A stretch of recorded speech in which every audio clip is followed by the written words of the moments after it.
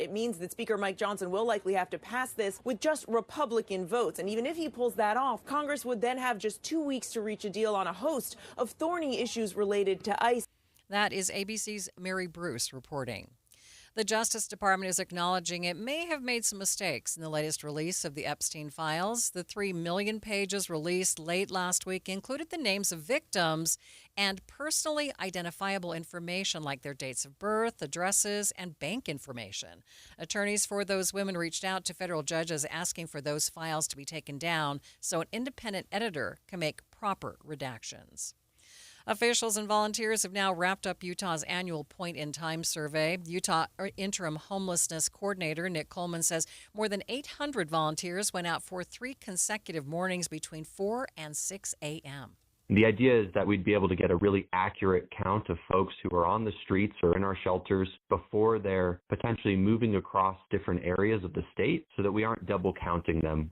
Coleman says for some of the people they contact, that will be the only interaction they have with another person all day or maybe even all week or all month. He says the results should be available sometime in the spring. A deep freeze for millions of Americans to start this week as severe winter weather continues. West Palm Beach, Florida, had their coldest air since 1989. You even saw the coldest February temperatures on record from Vero Beach to Daytona Beach and Melbourne. Orlando, daily record at 24. And this morning, the wind chills, they're still cold, all the way down along the Gulf Coast. New Orleans has now gone above freezing. Orlando is still sub-freezing. That is ABC Chief Meteorologist Ginger Z reporting.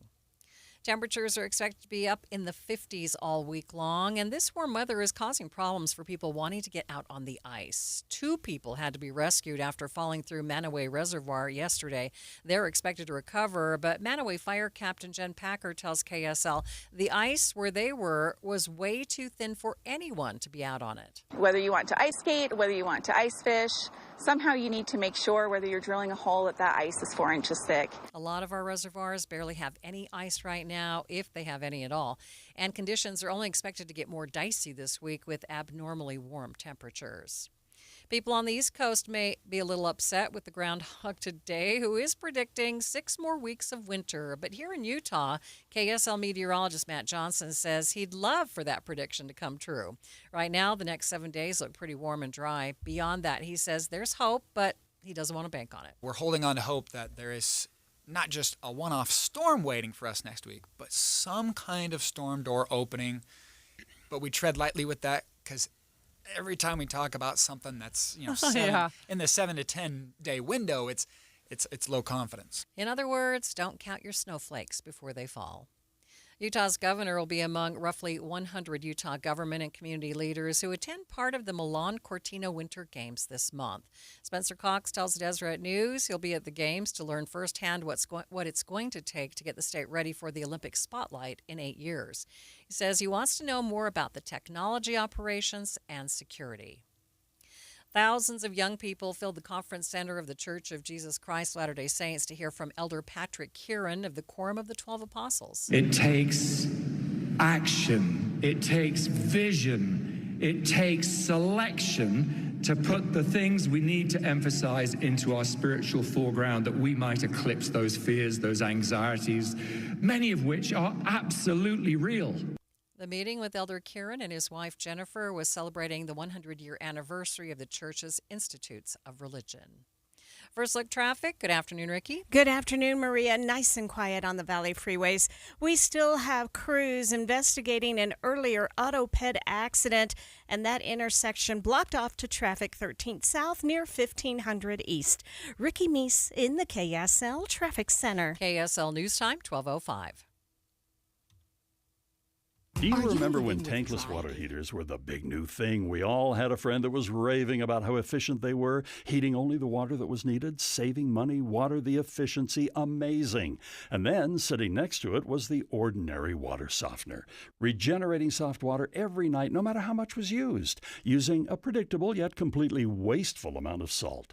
Looking back, it really doesn't make sense, does it? If you don't have a Kinetico soft water system, you're likely using about 2/3 more salt then you need to. It's not rocket science. It's the same way a tankless water heater only heats the water you use.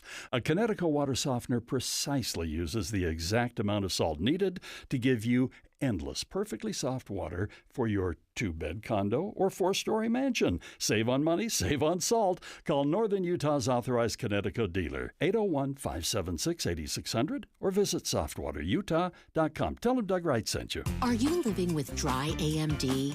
If so, you could be on the road to geographic atrophy, or GA, a condition that leads to retinal cell death and permanent vision loss.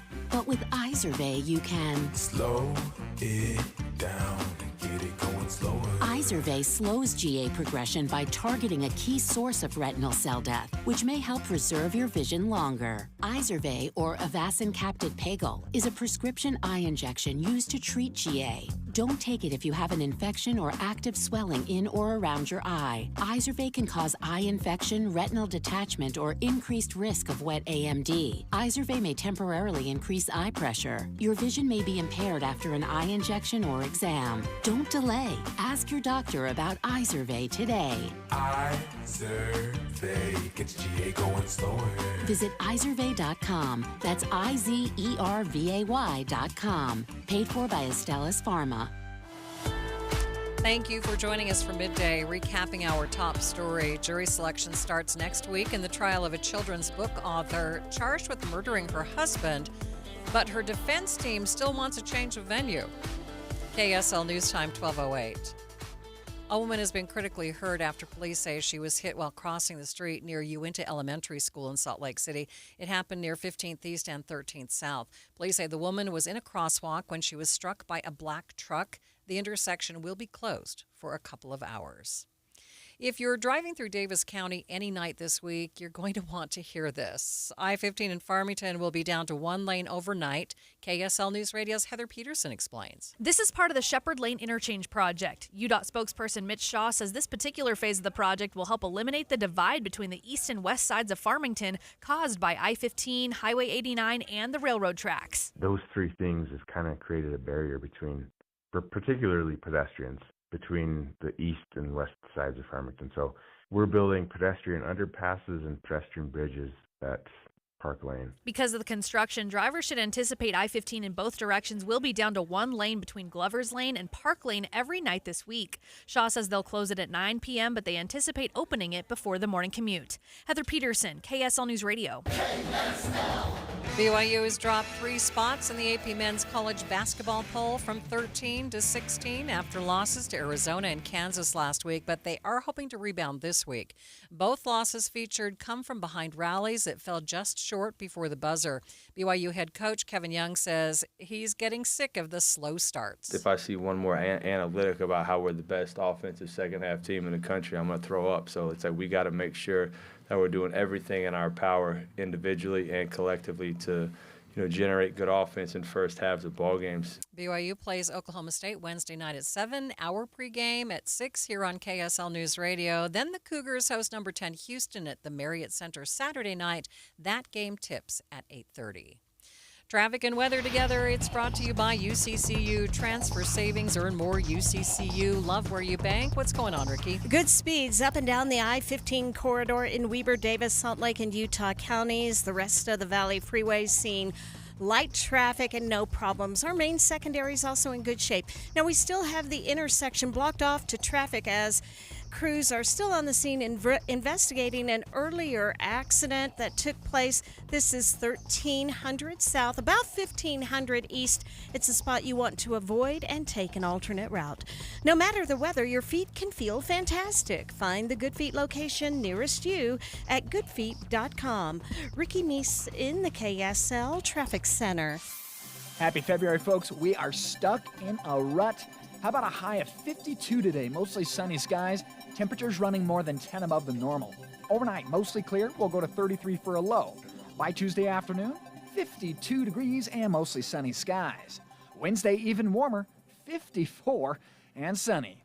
From the KSL Weather Center, I'm Matt Johnson. And it's sunny and 46 degrees in downtown Salt Lake City, and still to come on Midday with Maria Shilaos.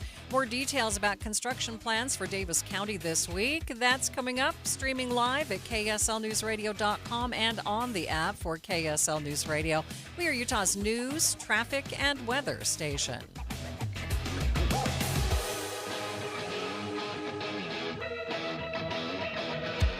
Are your investments in the right accounts? What's best, traditional or Roth? Are you receiving all available tax deductions? Are you paying as little in tax as you can? These are all questions you can't afford to get wrong. Hi, I'm Jeff Jr., founder of Trajan Wealth, and in many cases, it's not what you make, but it's what you keep that makes the real difference. Trajan Wealth and Trajan Tax work closely together exclusively. No more guessing about whether you should do a Roth conversion, or if maxing out your 401k is really the best option. Our nationally recognized fiduciary advisors and CPA team work in tandem to make sure your tax strategy works with your investment strategy. We'll even do your tax preparation. One team, one strategy. Isn't it time for a second opinion? Call Trajan today, 801-207-9900. That's 801-207-9900. Trajan Wealth, an SEC-registered investment advisor. Additional services through Trajan Estate and Trajan Tax. Additional disclosures and accreditation at TrajanWealth.com. Valentine's Day is a moment to pause and celebrate the love that fills your life. Duke's Jewelers in Springville believes every love story deserves something timeless, something chosen with intention and given from the heart. This Valentine's season, explore pieces that speak without a single word. Dazzling diamonds that catch the light, rich gold that feels classic and enduring, and colorful gemstones that tell a story all their own. Whether you're marking a first Valentine's together, honoring decades of devotion, or simply wanting to make someone feel cherished, Duke's Jewelers is here to help you find the perfect piece. Duke's Jewelers will guide you with care, offer thoughtful suggestions, and even wrap your gift beautifully so you can enjoy the moment, not stress over it. Visit Duke's Jewelers on Springville Main Street and discover a gift that will be treasured long after February 14th is passed. Because love is worth celebrating in the most meaningful way. Duke's Jewelers. Love elevated. Are you looking to upgrade your home this year? Advanced Window Products is your local window and door manufacturer that sells direct to the public. That's right, celebrating 40 years serving Utah since 1986. And right now, it's the New Year, New Window Sale. Get $2,500 off when you buy 10 windows or more. Our windows are made right here in Salt Lake City. Sales and installation are all in-house, meaning no middleman markups. You get the most affordable, high-quality custom windows in the state. We build it, we install it, and we guarantee it for life. Every window comes with a lifetime warranty, labor, glass, and parts included, serviced by our local team, and the warranty is transferable to the next homeowner. Financing is available too. Save now, pay later, with payments as low as $150 a month. Buy local and support the local economy. Don't wait. Buy 10 windows or more and get $2,500 off. Beat the rush and call today. Call us at 801-850-9100. That's 801-850-9100. Or visit us at advancedwindows.com. Getting help with electrical repairs is easier than you think. All you have to do is call Any Hour Services or schedule an appointment at anyhourservices.com. No one helps more homeowners than Any Hour Services. KSL News Time, 12:15. The three things you need to know this hour. First, the Utah Sports Commission wants $2 million to help bring big winter sports events to Utah ahead of the 2034 Winter Games. I'm KSL News Radio's Don Brinker-Haas. Second, it's official. We set a record for the lowest snowpack ever in January as the groundhog calls for 6 more weeks of winter. Third, traffic and weather together, Ricky. A little bit of backup both directions due to road work in Utah County on Pioneer Crossing, especially near 2300 West Saratoga Road, and the intersection blocked off to traffic in all directions, 1300 south, about 1500 east. Ricky Meese in the KSL Traffic Center. Welcome to February. Your first full week will start with temperatures 10 to 15 above the normal. I'm Matt Johnson. A lot of sunshine and 46 degrees in downtown Salt Lake City at the KSL Common Spirit Health Studios. Time now for KSL's top national stories. From ABC News, I'm Michelle Franzen. Lawyers for victims in the Jeffrey Epstein investigation are criticizing the Justice Department after its huge release of files last week, saying names of many survivors were not redacted. Here's ABC's Jay O'Brien. Attorneys representing more than 200 Epstein victims have written a letter to two different federal judges in New York trying to get them to order the Department of Justice to take down its portal that has released these millions of pages of Epstein files, saying that there is a, quote, in their words, unfolding emergency, contending that the DOJ has failed to redact the names of a number of Epstein victims. The 5-year-old boy taken into custody by federal agents earlier this month in South Minneapolis, along with his father, and flown to a Texas ICE facility, are now back in Minnesota. Parts of that same Texas facility now in partial lockdown after 2 people tested positive for measles. The Department of Homeland Security has not said whether the 2 people with measles are staff of the detention center or detainees. Congressman Joaquin Castro, who visited that facility last week, says that Liam Conejo and his father had full medical exams before they were released on a judge's orders and flown back to Minneapolis Sunday. ABC's Jim Ryan. In Arizona, a frantic search for the 84-year-old mother of NBC Today anchor Savannah Guthrie. Police say she disappeared from her home Saturday night and foul play is suspected. Nancy Guthrie did not just walk away from her home, according to Pima County Sheriff Chris Nanos. He says there is evidence she was taken from her home, that she can't get around well on her own, and that there is evidence at the scene of a crime. She did not leave on her own. We know that. He says it's unknown right now if Nancy Guthrie was targeted because she's a mother of Savannah. The FBI is helping look for Guthrie. Alex Stone, ABC News. The Arctic blast keeping its grip on much of the country. The Carolinas received a rare winter storm this past weekend with whiteout conditions. You're listening to ABC News. Time for the KSL In-Depth. The Davis County drivers are going to have to cope with some major road work over the next couple of nights. UDOT spokesperson Mitch Shaw says tonight through Friday, I-15 could be down to 1 lane overnight through Farmington as part of the Shepherd Lane Interchange project. We're building a brand new interchange at Shepherd Lane in Farmington, and it's it's part of our effort to keep up with all the growth that we've been seeing in Utah, particularly in western Davis and Weber counties. So just a new interchange there at Shepherd Lane, and then but part of that, we're also building these pedestrian facilities a little bit further south of Shepherd, at Park Lane. So if people are familiar with kind of the configuration of that area, of the Park Lane area, you've got like a convergence of 3 pretty significant things. 2 of them are roads. So Highway 89, I-15, and then the railroad all kind of converge right there. Near that area of like the Station Park Shopping Center, Lagoon, all that stuff. And just those 3 things has kind of created a barrier between, for particularly pedestrians, between the east and west sides of Farmington. So we're building pedestrian underpasses and pedestrian bridges at Park Lane. And so this week, we're doing some work on that. Shaw says they will be closing up to 3 lanes between Glover's Lane and Park Lane every night from 9 p.m. to 7 a.m., so drivers should prepare accordingly. Traffic and weather together. It's brought to you by UCCU Supercharger Savings at uccu.com. Ricky? We are looking at a quiet noontime drive on all the Valley freeways. Traffic is light, moving very well, and our main secondaries also seeing a good drive. No accidents to report or delays. The one spot you do need to watch for, it's downtown 13 South, about 1500 East. That intersection is blocked off to traffic while crews investigate an earlier accident. This Valentine's, take love to new heights at The Roof. Open for lunch and dinner. Enjoy city views and delicious bites unique to Utah. Visit theroofslc.com. Ricky Meese in the KSL Traffic Center. KSL 7-day forecast has hints of spring in it. How about a high of 52 today, mostly sunny skies? That's more than 10 above the normal. 52 tomorrow, mostly sunny skies. High pressure building into the west. Wednesday 54, sunshine. We keep it sunny on Thursday, 55. 56 on Friday, sunshine. Mostly sunny, 55 on Saturday. Sunday, Super Bowl Sunday that is, 57 degrees and partly cloudy skies.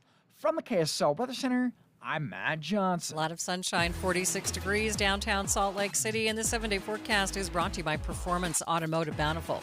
Quick check of the markets. Wow.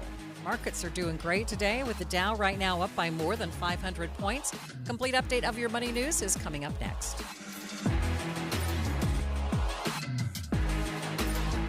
The Management Minute is a service of the MBA program at Utah State University. I'm Professor Scott Hammond. Recently, I checked into a hotel and found that the internet wasn't working in my room. I called the front desk, who gave me a number for the tech support guy. After 20 minutes of being on hold and 10 minutes of providing numbers, 10 minutes of troubleshooting, I just hung up. Why was I doing the hotel's job for them? It's not my job to solve their network problem. That's happening everywhere. To pay for parking, I need to download yet another parking app, type in a credit card number, type in the addresses and the license plate number, type in a verification code. I liked it better when I just handed the attendant some money. Or the restaurant where I stand in line, get my food, order on a computer, pick up my food, and the only time I ever talk to a server is when they're taking my money and asking for a tip. Technology is good, but it cannot replace service. Real service is something that happens only between people. Learn more about real service in an MBA from Utah State. Go to utahstatemba.com. I'm Scott Hammond. Hope to see you in one of our classes. When the new year hits, every business could use a little something to stay ahead. A lift, a jump start, an edge, or perhaps a boost. Like the all-new 5-year business boost from Comcast Business. It's the certainty of a price lock for 5 years on qualifying internet bundles. Plus, you'll have the most reliable Wi-Fi with our best equipment, so your whole team can stay connected at a great rate. And to sweeten the deal, ask about a $500 prepaid card when you add 2 lines of mobile. It's the boost your business deserves. So sign up for the 5-year business boost and get a 5-year price lock on ultra-reliable Wi-Fi. Plus, ask about a $500 prepaid card. Comcast Business, powering possibilities. Ends 3/22/26. New customers only. 1-year contract required for guaranteed rate. 5-year pricing applies to monthly service charge excluding taxes and fees. Best Wi-Fi based on Open Signal Awards USA Fixed Broadband Experience Report, May 2025. If you owe back taxes, listen carefully to rule number 1. Never go up against the IRS alone. They're cracking down, freezing bank accounts, garnishing paychecks, canceling passports. Even your home or business could be at risk. But here's what they don't tell you. The IRS has powerful tax relief programs that could save you thousands if you qualify. That's why smart people call Optima Tax Relief, America's #1 tax resolution firm. Nobody knows these programs like the experts at Optima. Their team of tax attorneys and licensed professionals have resolved over $2 billion in tax debt for people just like you. The IRS is not stopping, so don't wait and don't take them on alone. For tax help you need, for tax help you can trust, call Optima today for a free consultation. Call 800-343-6460. 800-343-6460. 800-343-6460. Optima Tax Relief. Some restrictions apply. For complete details, please visit OptimaTaxRelief.com. KSL News Time, 1224. President Trump says he will close the Kennedy Center for what he says are much-needed repairs. Kennedy Center President Rick Grinnell, appointed to the role by President Trump, says the announced renovation and 2-year closing of the Kennedy Center, quote, just makes sense, that it will enable the center to better invest resources and make what he calls historic renovations more comprehensive. The Washington Post reported that ticket sales at the center have plunged since the president's takeover last year. Several performers have canceled their appearances there, including composer Philip Glass and soprano Renee Fleming. The Washington National Opera also ended its 50-year affiliation with the venue, which is a living memorial to President John F. Kennedy. Karen Travers, ABC News, the White House. Watching Utah's money, we may finally be seeing the end of gold and silver's historic rally. Their sell-off started at the end of last week and continues into Monday as gold falls sharply below the record 5,000 back to the mid-4,000s. Venezuela's first shipment of liquefied petroleum gas has been exported to the United States. According to ABC, the Singaporean ship left from a port in northern Venezuela on the evening of February 1st and is set to arrive in Providence, Rhode Island. The U.S. dollar has gotten a shot in the arm after new Fed Chair Kevin Warsh was tapped by President Trump this week. But the returning strength of the greenback may have brought the end of the historic precious metal rally. And taking a look at your money at this moment, the Dow is up by 525 points, more than a full percent. It sits at 49,417. S&P 500 up by 51 points. The NASDAQ also up by nearly a full percent, up 217 points. Utah residents may be cheering on the groundhog this year, but in other parts of the land, he may have just become the country's most hated rodent. Even though the temperature was hovering around 0 degrees, as usual, the festivities at Gobbler's Knob in Punxsutawney, Pennsylvania were lively.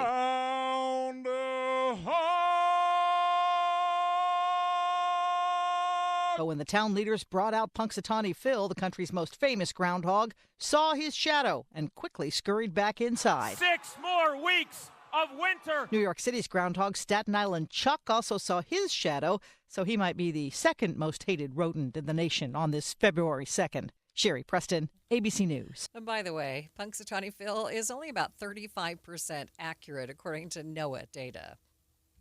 Friday, join KSL News Radio and NPS from 10 to 1 as the movie show stops by. Then browse and uncover what makes NPS so great. With 4 locations, NPS takes in new inventory every day. Then they check all competitors' retail pricing before marking items down 20 to 70% off. So you're invited to visit the movie show Friday 10 to 1. And that's the first step to discovering NPS. Visit npsstore.com to begin your own NPS adventure. npsstore.com. Are you on the hunt for your next big hunt? Then head to huntexpo.com because that's where it starts. The Hunting Expo is coming to Salt Lake City February 12th to 15th. It's the biggest hunting show in the West. There's hundreds of guides and outfitters, plus your shot at Utah's top 200 hunting permits in a drawing. Parma Lee, Coffey Anderson, and Caleb Austin are all performing live. Book your next hunt, see the latest gear, and apply for Utah's biggest bucks and bulls at the Hunting Expo and huntexpo.com. Let me ask you a question. You have a best friend? How big would it shock you if somebody told you that your best friend just killed somebody? 911, emergency. Someone on the other line said they kidnapped my son, and they're demanding $500,000. On September 12th, 1995, 12-year-old McKay Everett disappeared from his home in Conroe, Texas. It was a crime that shocked the community because the suspect was so unlikely. So unexpected. Former high-ranking police official, he'd run for sheriff at one point. Law enforcement personnel were pretty much split down the middle over whether or not he actually did this. And to this day, McKay's mother, Paulette, still feels that justice was never truly served. I've asked myself so many times, what in the world happened? Ransom is available now. Listen at ransompodcast.com or wherever you get your podcasts. Traffic and weather together. It's brought to you by UCCU. Transfer savings, earn more. UCCU, love where you bank. And here's Ricky Meese. Crash-free, delay-free on the Valley freeways and our main secondaries. A little further north, we have had some busy traffic. Southbound on Highway 89, a lot of that is going near the Walmart down towards the Highway 89 junction and the I-84 junction. But overall, a lot of that is traffic lights just catching drivers. But right now, overall, we have a really quiet drive in progress for your noon hour. Arrive in style for all of life's events, from the first suit to the first dance. Preparing to serve or starting a life together. Every age, every milestone. For nearly 60 years, Mr. Mac, helping you look your best for all of life's events. Ricky Meese in the KSL Traffic Center. All right, folks, new week, same pattern. 52 the high today, mostly sunny skies. We'll go to 33 overnight, mostly clear. Keep it at mostly clear on your Tuesday with a high of 52. Temperatures bump a touch on Wednesday, 54 with ample sunshine. From the KSL Weather Center, I'm Matt Johnson. A lot of sunshine in downtown Salt Lake City, 46 degrees. You're listening to Midday with Maria Shilaos on KSL News Radio, 102.7 FM and 1160 AM. Good afternoon, KSL News Time 1230. KSL's top story this hour. The Utah Sports Commission is asking the state legislature for $2 million to promote the legacy of the 2034 Winter Games before those games even happen. Utah Sports Commission President and CEO Jeff Robbins tells lawmakers they're asking for this money now to bring big events to the venues before the games. We will go and work on what we would call pre-events before 2034 in synergy with our OCOG and bring in more events, lean into the Winter Games. It helps our venues, our athletes, our national governing bodies of sports, the U.S. athletes, and bring in events that ordinarily the OCOG doesn't do. Robbins says the idea is to do a continuous legacy because the legacy of the 2002 games never ended. He says one of the factors that helped Utah win the 2034 Winter Games is that our venues are still in good shape and are being used regularly. Reporting from the Utah State Capitol, Don Brinkerhoff, KSL News Radio. A plan to bring a statewide nonprofit health care system to Utah is getting support today in the form of legislation. Democratic Senator Nate Bluin is sponsoring a bill establishing Utah Cares, state-based, single-payer health care by making the state's public employee health program available to all residents. Opponents don't like the proposals to fund the program using a combination of taxes on businesses, existing revenue, and a small premium for users. One Utah lawmaker is making a push for more care being given to childbearing prisoners. KSL News Radio's Cameron Elliott has more. Representative Candice Perucci told Inside Sources she was stirred to advocate for pregnant inmates after seeing the conditions in which prisoners were being treated both pre- and postpartum. Perucci says her proposal is an extension to the law that prevents the use of handcuffs or shackles in the last trimester of pregnancy and during labor. And this bill that I'm working on now is a follow-up that's saying in postpartum recovery, you also need to be as least restrictive as possible as a woman is healing. And this bill would say, look, you need to offer a pregnancy test to a woman who's under the age of 50 if she's been incarcerated more than 72 hours. Her bill would also give inmates access to health care and a social worker following the birth of their child. It would also extend the postpartum recovery time to 12 weeks. Cameron Elliott, KSL News Radio. KSL's top national stories. A 5-year-old held by immigration officials in Texas is now back home in Minnesota along with his father. The judge in the case criticized how the Trump administration handled the arrest of Liam Ramos's father that resulted in him being held for over a week as well. He says, look, if they're to be deported, that's fine, but only after there's process, a hearing, and a finding. And this is wrong. The way that this child was arrested with the father and deported is inhumane. An attorney for the Ramos family says they are in the country legally, a claim that is disputed by the Department of Homeland Security. A rumored ICE detention center may not be coming to Salt Lake City after all, but proposals for ICE facilities elsewhere are getting pushback. Immigration and Customs Enforcement has its eyes on the tiny community of Clint, southeast of El Paso, as the site of an 8,500-bed facility to hold undocumented immigrants awaiting deportation. In El Paso proper, to think that we would allow a facility like this in our city is unconscionable. Lily Limon and the rest of the El Paso City Council this week are working on a plan to prevent ICE from establishing a detention center within city limits. As it is, the agency doesn't need the city's approval.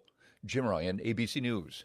Lawyers for some of the victims in the Jeffrey Epstein case say they have suffered real harm because of some information that didn't get redacted in the latest batch of documents from the Justice Department. In an urgent letter addressed to 2 federal judges, attorneys for alleged Epstein victims say the Justice Department has released files that include their clients' full names, even dates of birth, home addresses, and bank information. 8 women, pointed to anonymously in the letter, say their lives have suddenly been turned upside down.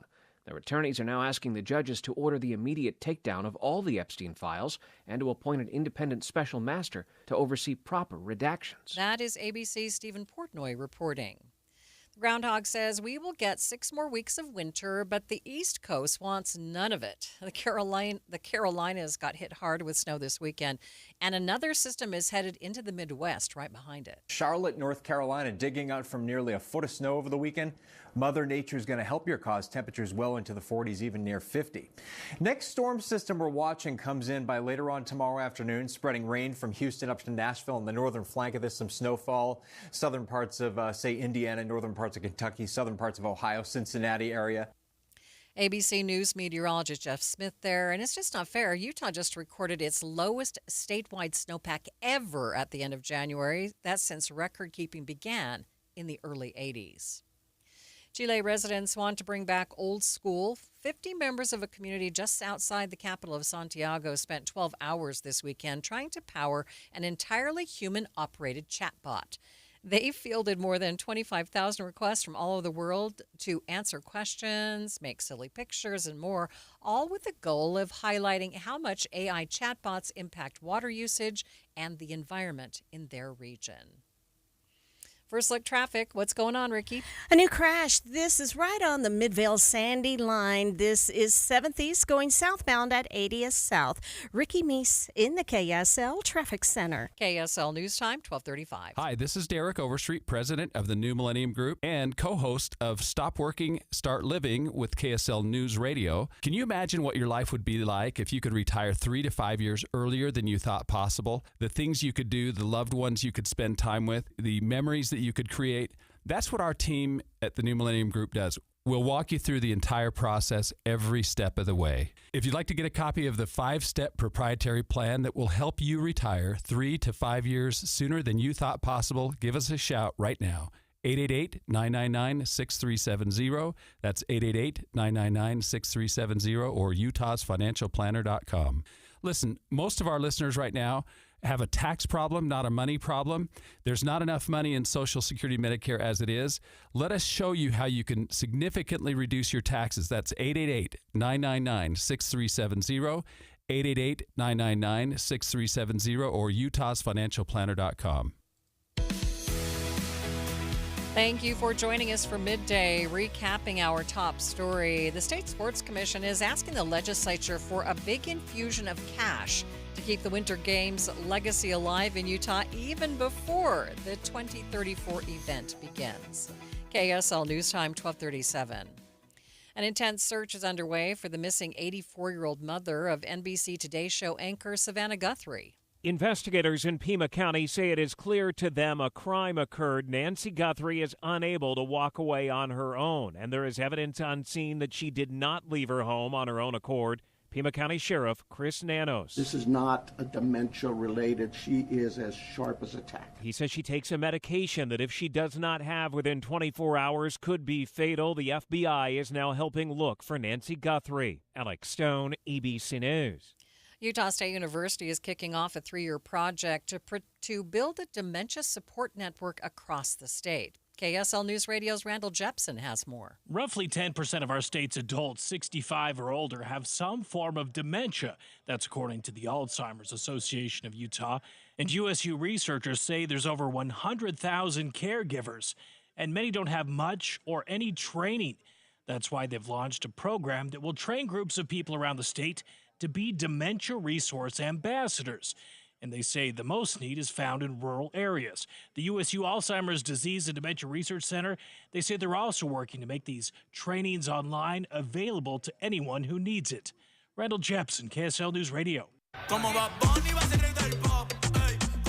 Bad Bunny is all set to provide the halftime entertainment at next week's Super Bowl, but first, he made history winning a Grammy for Album of the Year with the first ever Spanish language record to do so. He dedicated the award to people who left home to chase their dreams, and he had something to say about immigration. I'm going to say, eyes out. After a long standing ovation, he went on to say, We're not savage, we're not animals, we're not aliens, we are humans, and we are Americans. Post Malone also got some attention at the Grammys. He was spotted in a Spanish Fork Fiesta Days rodeo ball cap while performing a cover of a classic Black Sabbath song in tribute to the late Ozzy Osbourne. Traffic and weather together. It's brought to you by UCCU. Supercharge your savings at uccu.com. What's going on, Ricky? Maria, I'm looking at a live shot of this crash in the Midvale-Sandy area, 7th East, 80th South. It's the southbound right lanes that are blocked off to traffic, and we do have a vehicle. Looks like it hit the fence. We're waiting to see if we'll have any more other emergency crews arrive on the scene, but for right now, Only a left lane of traffic to go through that intersection. You can still make a left turn, but it's southbound 7th East 80th South. If you're traveling any of the Valley freeways, we've had a really quiet drive this Monday, but we have our first accident for the noon hour on the freeway. It's on the exit ramp from northbound I-15 at Bangerter Highway in Draper to the left. Step aboard history, walk through recreations, see real artifacts, and feel the legacy of Titanic, the exhibition. Open now at the Shops at Southtown in Sandy. Tickets at thetitanicexhibition.com. Ricky Meese in the KSL Traffic Center. KSL 7-day forecast has hints of spring in it. How about a high of 52 today, mostly sunny skies? That's more than 10 above the normal. 52 tomorrow, mostly sunny skies. High pressure building into the west. Wednesday, 54, sunshine. We keep it sunny on Thursday, 55. 56 on Friday, sunshine. Mostly sunny, 55 on Saturday. Sunday, Super Bowl Sunday that is, 57 degrees and partly cloudy skies. From the KSL Weather Center, I'm Matt Johnson. A lot of sunshine in downtown Salt Lake City and 46 degrees. Coming up on Midday, a proposal to revamp healthcare in Utah is getting support from some in the medical community. That's coming up next, streaming live at KSLNewsRadio.com and on the app for KSL News Radio. We are Utah's news, traffic, and weather station.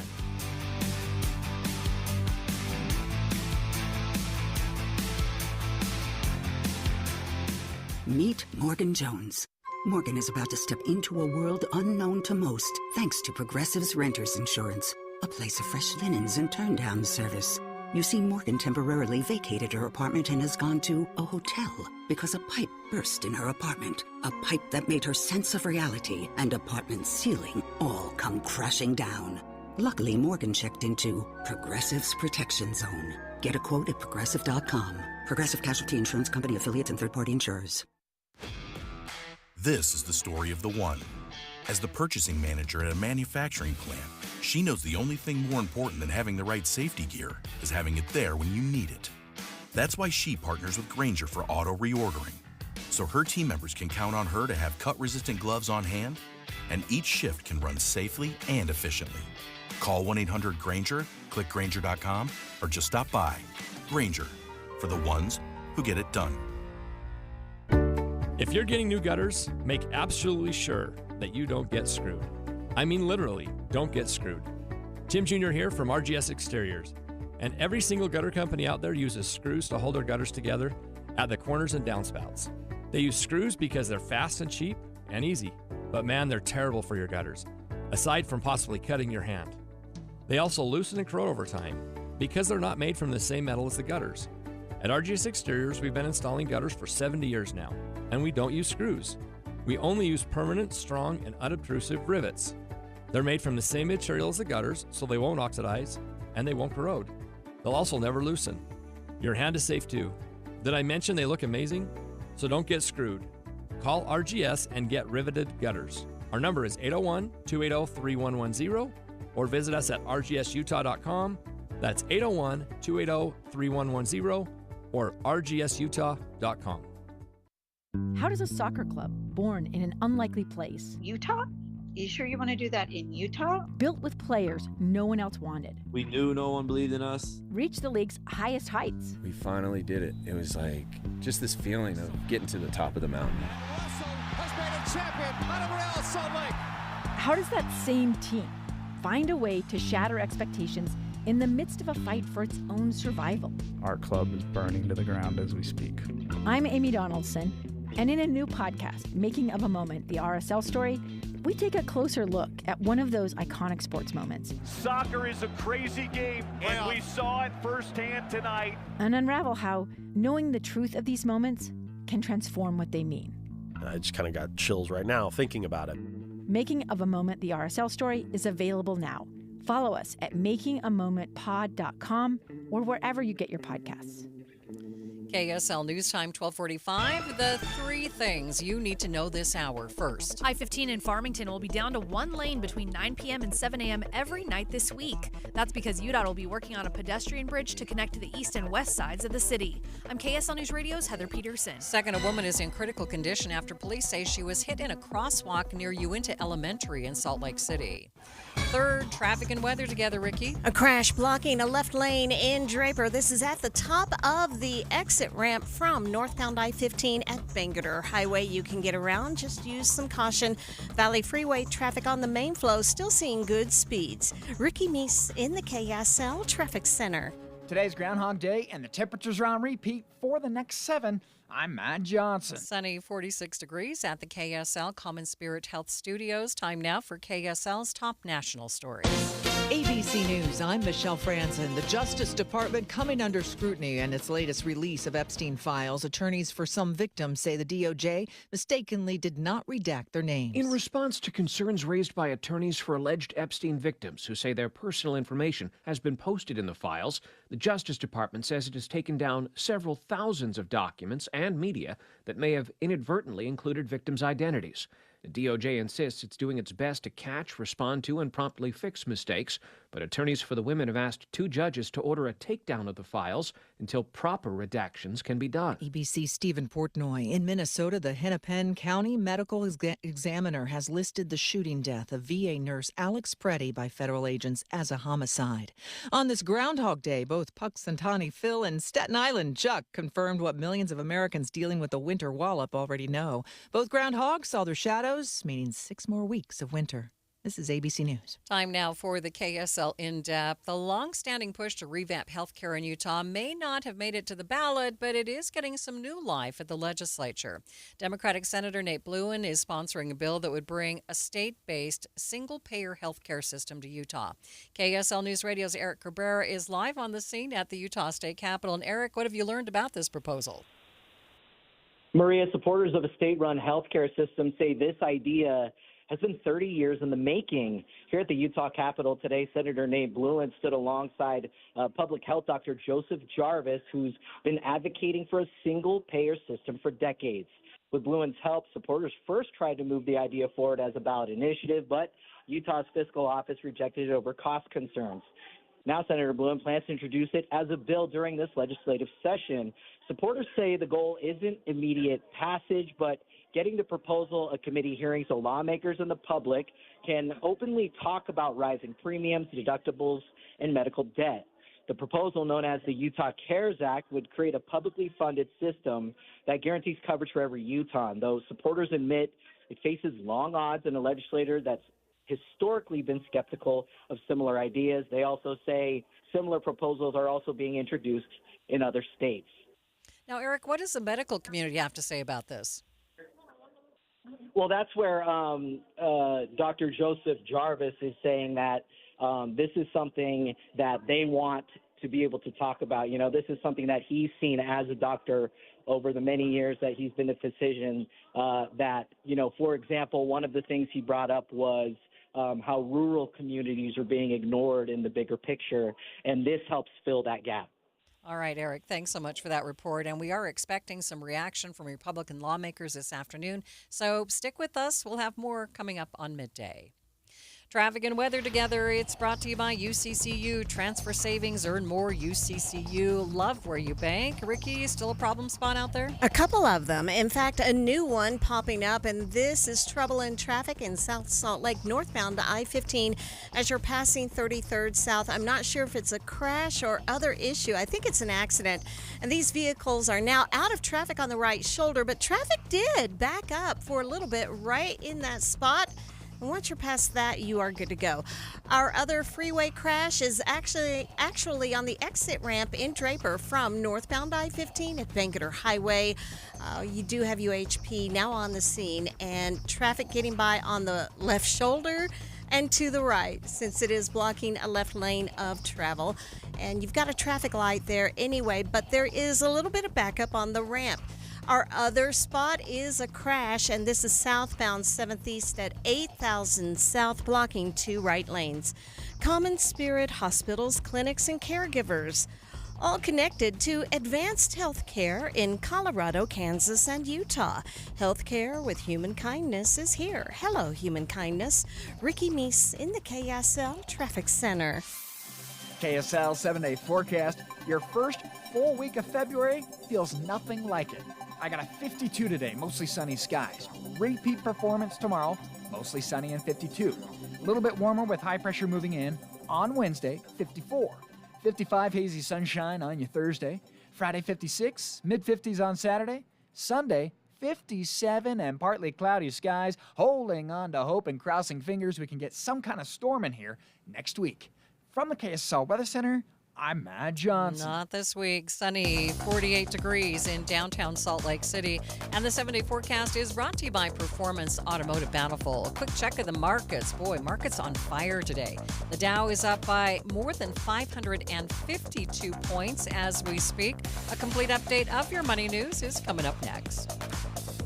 Can you believe it? January is already over, and if you are ready for a do-over, maybe a resolution reset, I want to tell you about Salt Lake City Fat Loss, especially because right now they're offering $200 off to help you get back on track through the end of February.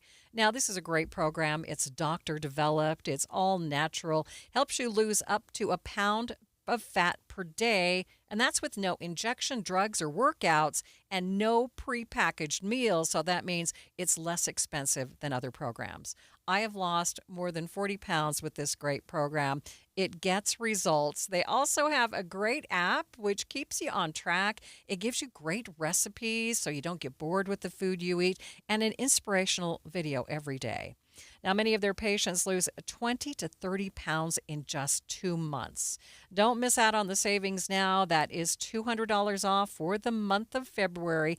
Call now. Schedule your free consultation at slcfatloss.com. That's slcfatloss.com, slcfatloss.com. Hi, I'm Utah tax attorney Jordan Wilcox. When the IRS invades your life, it's never good news. Keep in mind, it's not just you. I owed roughly $34,000. $61,000. When the IRS first contacted me, I was horrified. When they start hounding you and harassing you and assaulting you. Don't face the IRS alone.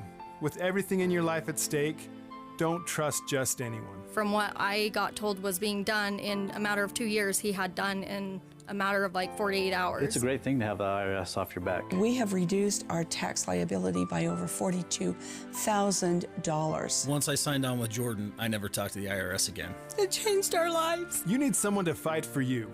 Visit endtaxworry.com and get relief today. Let's solve your tax problems now. Visit endtaxworry.com. That's endtaxworry.com. Any Hour Services can help you make sure your furnace keeps you warm this winter. Whether you need a tune-up, a repair, or a second opinion about replacing it, call Any Hour Services or visit anyhourservices.com. Hi, I'm Ryan Blaney, a third-generation race car driver, and we dedicate a lot of our time to going as fast as possible. My grandpa Lou is the reason why my dad and I started racing, and I'm really proud to follow in his tracks. But when my grandpa was diagnosed with Alzheimer's, it was a very unexpected bump in the road for us. I've learned a lot on this journey with my grandpa Lou, and the memories of my grandpa will always be with me. It's important to notice if older family members are acting differently, experiencing problems with their memory, or having trouble with routine tasks. Talking about Alzheimer's can be really tough, but if you notice something, have a conversation with your loved one. Encourage them to see a doctor or offer to go with them. Early detection of Alzheimer's can give your family time to explore support services, make a plan for the future, and access available treatments. The Alzheimer's Association provides care, support, and research to help you take control of the situation with your family and manage the disease together. If you or your family are noticing changes, it could be Alzheimer's. Talk about seeing a doctor together. Visit alz.org/time to talk. A message from the Alzheimer's Association and the Ad Council. KSL News Time, 12:55. We are watching Utah's money. Starbucks is making a big bet on AI, and early indicators seem to say it's paying off.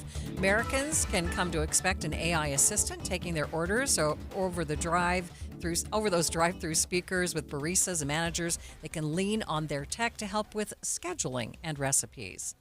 Elon Musk's SpaceX has come forward with an out-of-this-world solution to AI energy demands. They have applied to launch 1 million solar-powered satellites into Earth's orbit to draw energy from the Earth's AI machinery.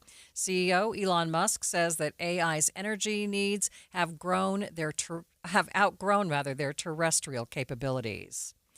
You may be in for an unusually large refund this tax season as new tax laws go into effect in 2026. The laws include things like special tax deductions on time and a bonus deduction for taxpayers 65 and older.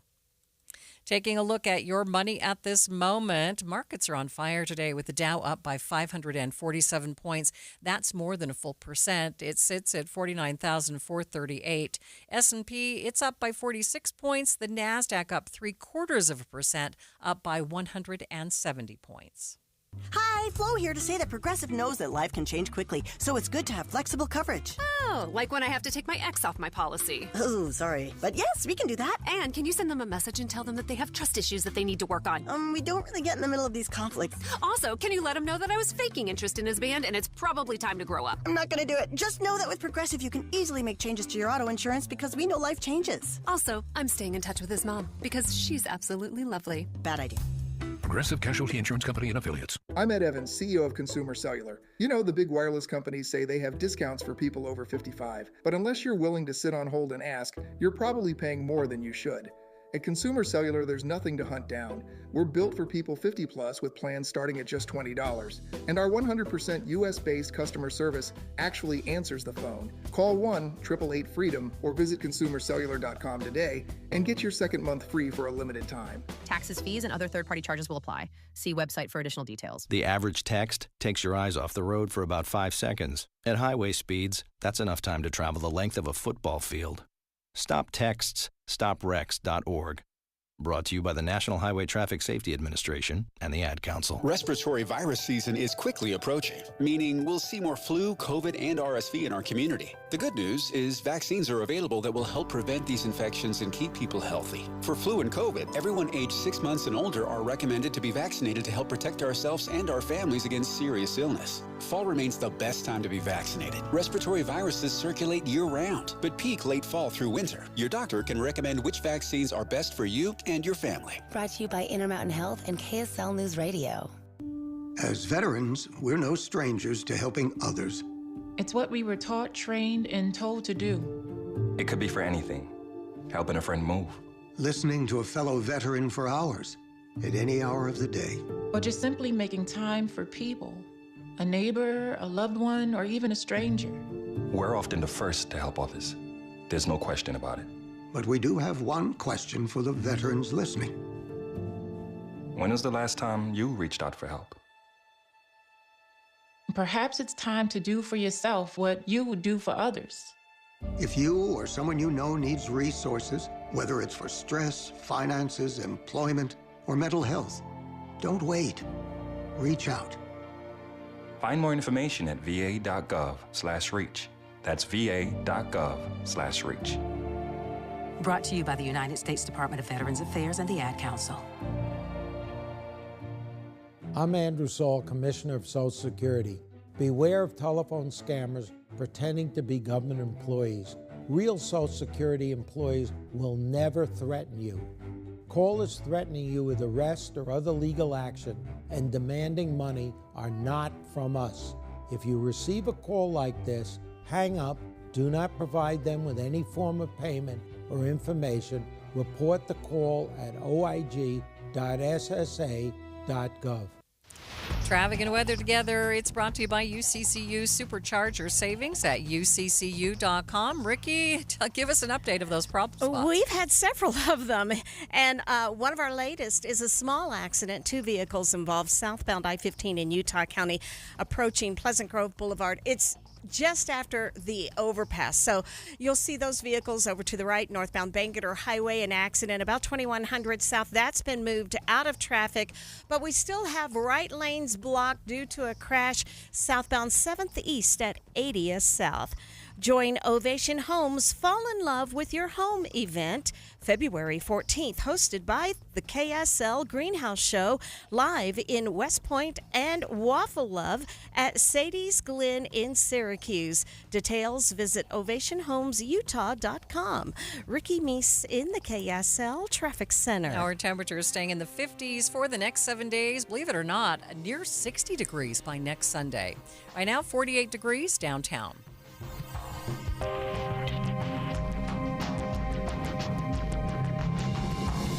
KSL FM Midvale. KSL Salt Lake City. From the KSL Common Spirit Health Studios, this is KSL News Radio.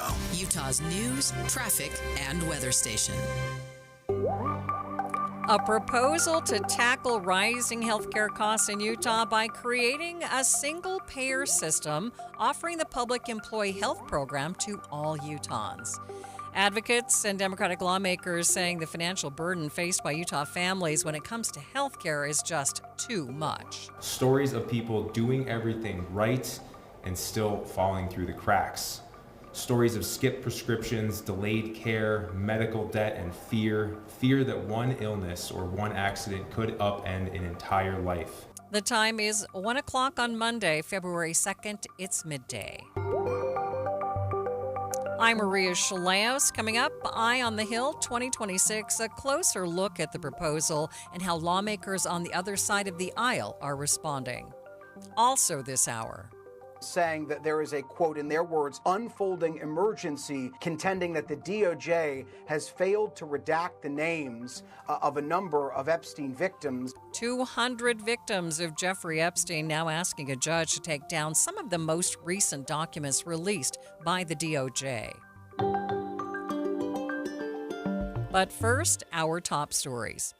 One Utah lawmaker wants there to be more support for expecting mothers in state custody. Her new legislation would require inmates have access to health care and a social worker following the birth of their child and extended postpartum recovery time to 12 weeks.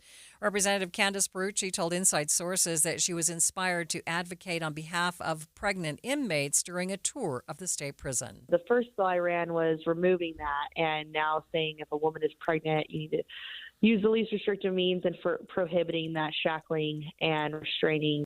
The bill would also require women under 50 to be pregnancy tested if they're going to be in custody longer than 72 hours. A major roadwork project in Farmington is going to impact drivers overnight in Davis County this week. KSL News Radio's Heather Peterson explains. UDOT is building a pedestrian bridge at Park Lane as part of the Shepherd Lane interchange project. To work on the bridge, UDOT will reduce traffic to one lane in both directions between Glover's Lane and Park Lane every night this week. UDOT says as the population grows in Davis County, these expansion efforts will help ease congestion. This part of the project in particular will help connect the east and west sides of Farmington that are currently separated by I-15, Highway 89, and the railroad tracks. The pedestrian bridge is about 20% complete right now, and they expect to open it later this year. They expect to close those lanes at 9 p.m. and reopen them before the morning drive. Our top national story from ABC News. Federal government is now correcting its mistakes after releasing the identities and private information of some of Epstein's victims in that massive data dump last week. In response to concerns raised by attorneys for alleged Epstein victims who say their personal information has been posted in the files, the Justice Department says it has taken down several thousands of documents and media that may have inadvertently included victims' identities. The DOJ insists it's doing its best to catch, respond to, and promptly fix mistakes, but attorneys for the women have asked two judges to order a takedown of the files until proper redactions can be done. That is ABC News national correspondent Stephen Portnoy there. President Trump is lowering tariffs on India after the country agreed to stop buying oil from Russia. Mr. Trump announced today that he plans to lower the tax on Indian goods from 25% to 18%. Taking a look at your money at this moment, markets losing a little bit of ground over the past few minutes, with the Dow now up by 570 points, sitting at 49,462. S&P up by 44, the NASDAQ up by 153 points. Traffic and weather together. It's brought to you by UCCU. Transfer savings, earn more. UCCU. Love where you bank. Ricky Meese has some trouble spots for you. A lot of the earlier issues have been cleared, but we do have a few that remain. One is the clearing of the crash northbound I-15 in South Salt Lake just after 33rd South on the right, and in Utah County, an accident. This is a small one. It's southbound I-15 approaching the Pleasant Grove Boulevard in Utah County. It's also out of traffic on the shoulder. When you need the financial products and services for every stage of life, Cypress Credit Union is there for whatever the future holds. Visit cypresscu.com today. Ricky Meese in the KSL Traffic Center. Remarkable temperatures over the next 7 days for the 1st of February. We are talking about highs close to the mid-50s and pretty close to 60 degrees by Sunday. And our next chance of rain doesn't come until next Sunday, and then it's just a 10% chance. Right now, 48 degrees at the KSL Common Spirit Health Studios.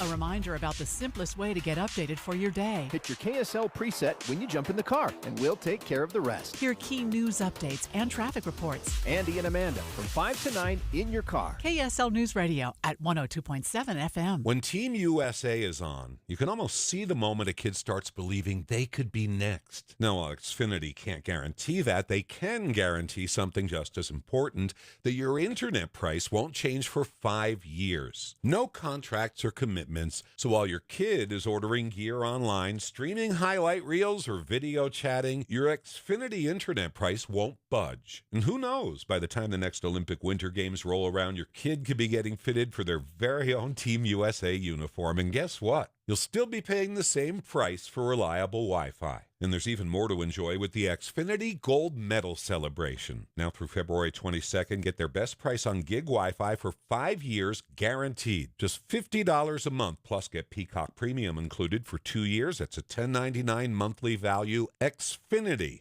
Imagine that. Proud partner of Team USA. Restrictions apply. Requires paperless billing and auto pay with stored bank account. Taxes and fees extra. Actual speeds vary. I'm Ed Evans, CEO of Consumer Cellular. You know, the big wireless companies say they have discounts for people over 55. But unless you're willing to sit on hold and ask, you're probably paying more than you should. At Consumer Cellular, there's nothing to hunt down. We're built for people 50 plus with plans starting at just $20. And our 100% US-based customer service actually answers the phone. Call 1-888-FREEDOM or visit consumercellular.com today and get your second month free for a limited time. Taxes, fees, and other third-party charges will apply. See website for additional details. This is the story of the one. As the purchasing manager at a manufacturing plant, she knows the only thing more important than having the right safety gear is having it there when you need it. That's why she partners with Grainger for auto reordering, so her team members can count on her to have cut-resistant gloves on hand, and each shift can run safely and efficiently. Call 1-800-GRAINGER, click Grainger.com, or just stop by. Grainger, for the ones who get it done. Thanks for tuning into Midday. I'm Maria Shilaos. Eye on the Hill 2026. Special coverage on KSL News Radio. As healthcare costs continue to skyrocket across the country, some Utah lawmakers are now looking to bring a single-payer healthcare system to the state. Democratic Senator Nate Bluen is sponsoring a bill establishing Utah Care's state-based single-payer health care by making the state's public employee health program available to all residents. Now, opponents don't like the proposals to fund the program using a combination of taxes on businesses, existing revenue, and a small premium for users. Eye on the Hill 2026, we have special coverage of this healthcare legislation. But I also want to hear what you think. Would you support a single-payer healthcare system in Utah if it's an expansion of the current state public health program? Text me your thoughts now at 57500. Okay, now to the story itself. We begin with KSL News Radio's Eric Cabrera, who was at the news conference this afternoon announcing the proposal. And Eric, what did we learn? Maria, this idea, they say, has been about 30 years in the making, but today marks the first time it's being formally introduced as a bill during a legislative session. Supporters, including Senator Nate Bluen, announced plans to run what's called the Utah Cares Act, a proposal for a state-based, publicly funded healthcare system. They had first tried to move this forward as a ballot initiative, but Utah's fiscal office rejected it over cost concerns. So now the strategy is different. Introduce it as a regular bill and try to get it into a committee hearing so lawmakers and the public can actually debate it. One of the strongest arguments they made today came from Dr. Joseph Jarvis, who spoke. He says this plan doesn't leave out rural Utahns. Hospital closures in rural America are a routine event in the United States. Why? Because the revenue streams for healthcare, because of their profit-oriented, occur in urban areas, or at best suburban areas, not in rural areas. What you need in order to support rural healthcare is a system that pays each hospital for its community mission on a negotiated budget basis. So you go to the hospital in that rural community and say, what does it cost? Turn the lights on, pay for the staff. What does it cost to do the care for the people that needs to be done here in the community? And how do we make sure that the cases that need transfer get timely triage and are moved to where they need to be? What does that cost? We find out what that is and we pay it in advance. I assure you, the amount of money we're spending in Utah and all across the country on healthcare is enough to pay for that, and then some. And then the hospitals can start actually on an ongoing basis, hire the staff they need. Those white-collar salaries will come back into those rural communities that will build economies that are now gone. They will have the wherewithal, the tax base to have good schools. They'll have libraries. They'll be able to pay for their roads. All of that is disappearing in rural America in large part because the healthcare has been ignored. No wonder rural America is angry about healthcare. They've been abandoned. They feel like the United States doesn't care about them. Where do you think all of this anger and division came from? If we want to heal the United States of America politically and solve these terrible divisions in our country, we need to start putting hands on each other and taking care of each other. And then not only will people have the health care they need, they'll stop being so angry with each other. So, Eric, how realistic do they think this idea is for Utah? That's the big question, Maria. Supporters admit the political odds are long. Utah lawmakers have historically been skeptical of single-payer state-run healthcare systems, especially over concerns about cost and government involvement. But supporters say this time success isn't defined as passing the bill this year. They say success is simply getting it heard, forcing a public conversation about why premiums, deductibles, and hospital closures keep getting worse, especially along and even outside the Wasatch Front. Similar proposals are being introduced, they say, in other states, but for Utah, this would be the first real test whether lawmakers are willing to seriously debate it. All right. Thank you so much. That is KSL News Radio's Eric Cabrera joining us live from the Capitol. So before we get to the other side of the argument, we still would like to hear what you think. We did have one texter say, yes, they would like such a system, but what do you think about this single-payer system for health care? We'd love to hear from you, so send us your texts at 57500. Okay, so what about the other side of the argument? With more on that, I'm joined by KSL News Radio's Andy Cupp. And Andy, have lawmakers on the other side of the aisle responded to this proposal? Not quite yet, no. I reached out to several different lawmakers on the Republican side to see if they had a response to Senator Blumen's proposal or if they had their own kind of a plan for healthcare and how to make it more affordable. I haven't heard back from anybody at this point, but we are still trying to get some of that response. I know right now, the House GOP, they've been really focused on affordability. That's been their whole kind of big overarching theme for this year's legislative session is how to make things more affordable. So I'm hoping that we can get some more clarification, some response, some of their own plans about healthcare, because I don't recall through their discussions so far that they've specifically mentioned healthcare and how to make it more affordable. So I'm hoping that we can get some more information, but at least as of right now, we don't have anything. Yeah, and Representative Bluen is correct in saying that we do need to have this conversation. We know how big a stressor health insurance is for folks. Oh, absolutely. I was looking up some information to find out, how prevalent is medical debt in this country. And here's kind of a crazy number for you. According to the American Bankruptcy Institute, 56 million people struggle with medical debt each year in the United States. About 9% of those could not afford to pay anything towards those medical debts. And then if we're looking at bankruptcy, let's see here. It is 62% of the 2 million personal bankruptcies filed each year are a result of medical debt. You know, and you just never know when you're going to have a serious medical problem. About 2 decades ago, my husband had a car accident. He was hit. He was on a motorcycle. And over the years, over like 3 or 4 years after that, I mean, the cost for his surgeries was $1 million. Without health insurance, there is no way possible that we could have paid those bills. Even though hospitals, I will say, do work with you and say you can make a payment plan. But imagine a payment plan on a $1 million bill. Oh, 100%. I mean, that alone would probably, ruin my life. Bankrupt you for sure. and bankrupt you for sure. I think everyone can agree across the aisle that there are problems with the affordability of healthcare. I think that has been commonly... We understand that. Even President Trump with the Republican Party has talked about that, and that's why he has his plan for it.